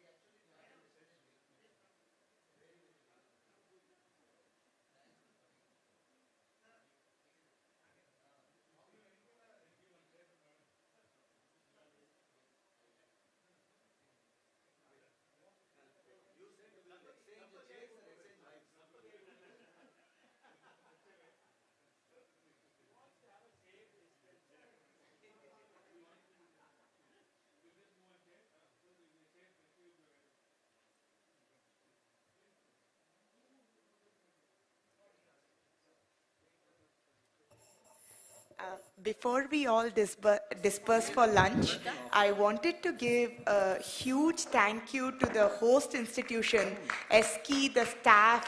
My understanding is that this has been organized at very short notice. So the amount of effort that must have gone into it must have taken a really big team.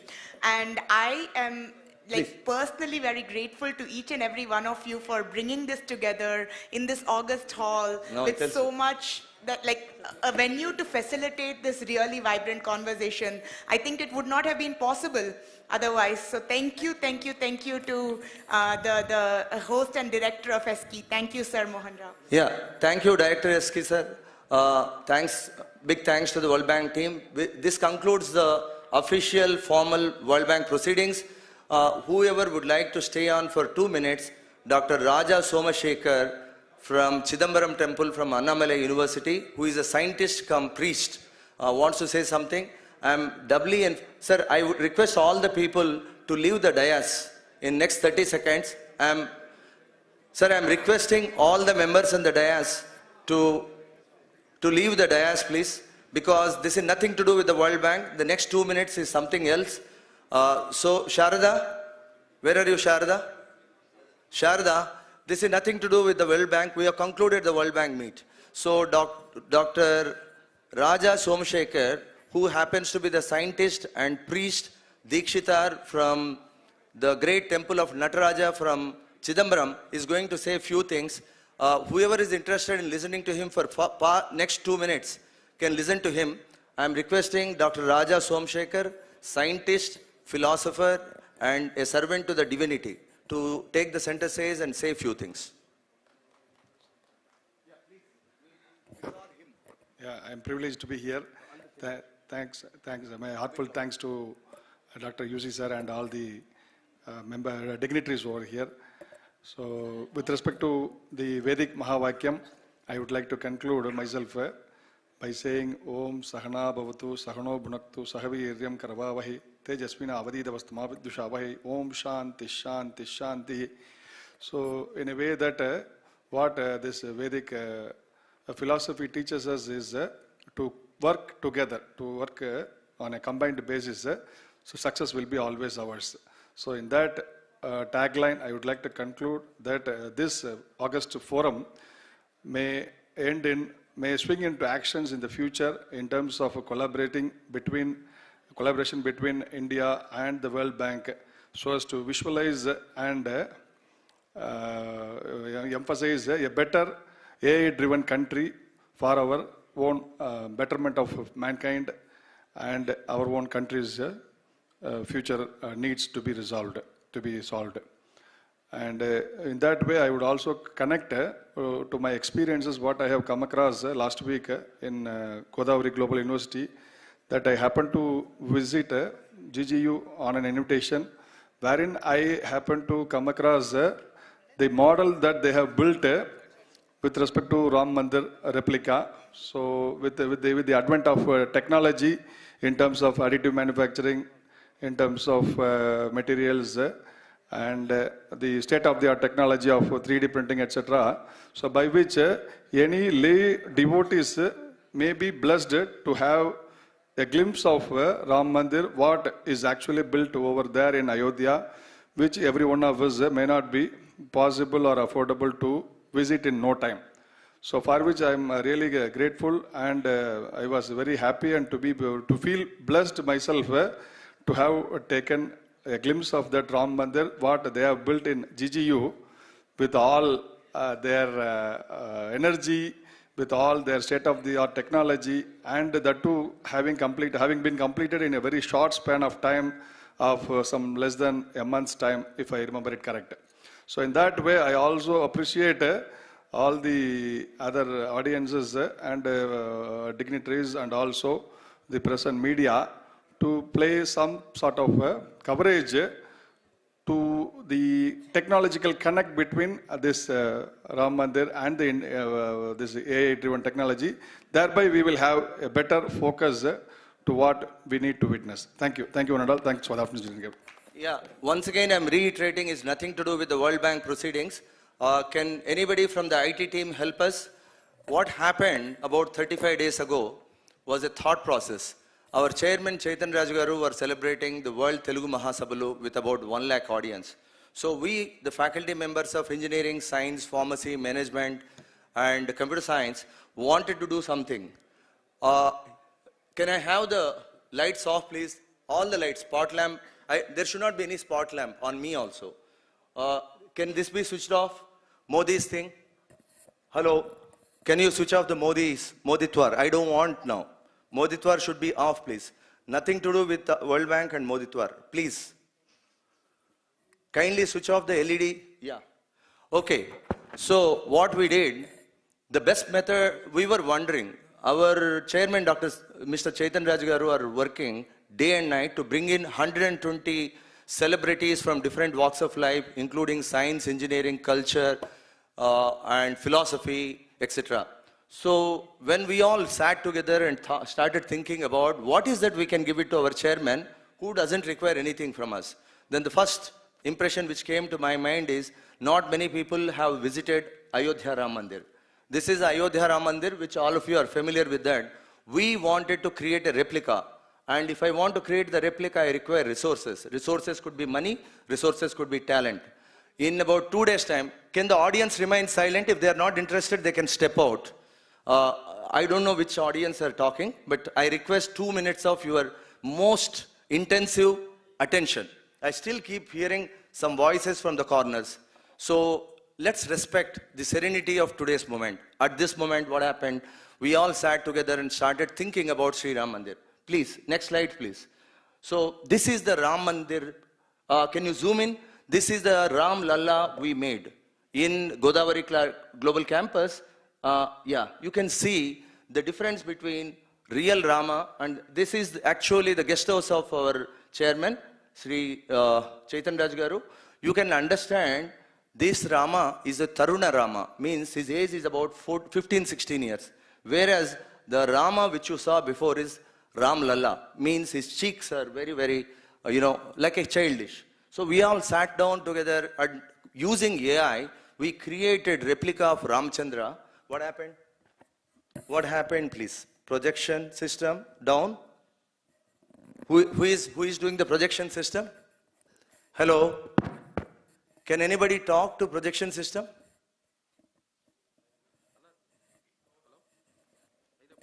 Can anybody? Okay. Can you start zooming? This is a Ram Mandir which we have created in Godavari Global University. Okay. The lamps that you see, they are all organically designed and they were printed by one company called All 3D. Please come, the representative of All 3D, World of Lilliputs. The beautiful thing is, these lamps were designed, developed, manufactured and sent to Rajamahendravaram from Bombay in 24 hours. So big round of applause to the All 3D team. Why is it important is, this is our Ram Mandir.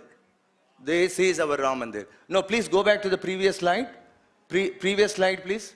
If you see, many times we think that complex shapes are very difficult to make, but it's not. They have made in 48 hours. All the lamps which you see, they are available to the Indians under a brand called Shades.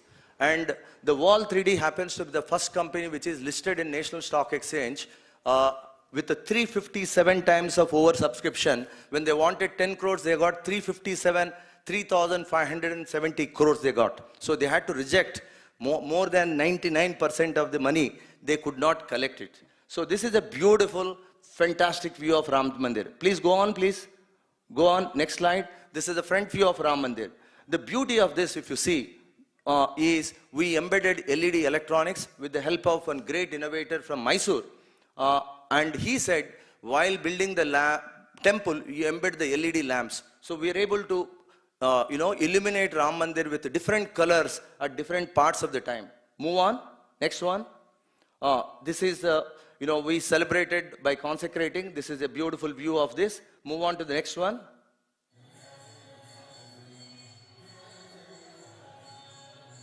The electronics are embedded.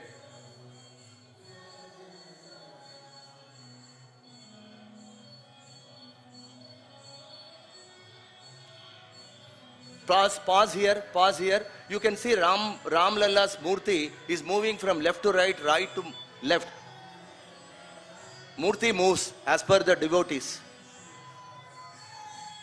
Because there is a turntable, and the turntable has got 3 sensors attached to that. It senses the presence of the devotees, and it can move to the left or right or center depending upon where the devotees are coming to near the Ram Mandir. You can see the beautiful Ram Mandir in all its splendor. I went to Ayodhya just 7 days before this. I was standing before the Ram Lalla Mandir thinking that how do I get in? Because I am not a celebrity. I don't have anybody. I just wrote the concept and sent it across to the Ram Mandir Trust. Believe me, in 20 minutes they sent me an escorted, entrance into the Ram Mandir right up to the deity. I stayed 45 minutes along with one more friend called Kanhaiya Kadam from Nanded. We asked each and every question to the sculptors there. Which color? I was surprised to find that most of the sculpture is being done by L&T engineers with 3D CNC tools. And what was very, very surprising is Ram Lalla temple is only 1/3 of the entire magnificent structure. On the left side there is a temple for Bharata and Shatrughna. On the right side is a beautiful temple for Dashratha. We don't get to see that because they are under construction. Just move on. And the color of Ram Mandir is not white.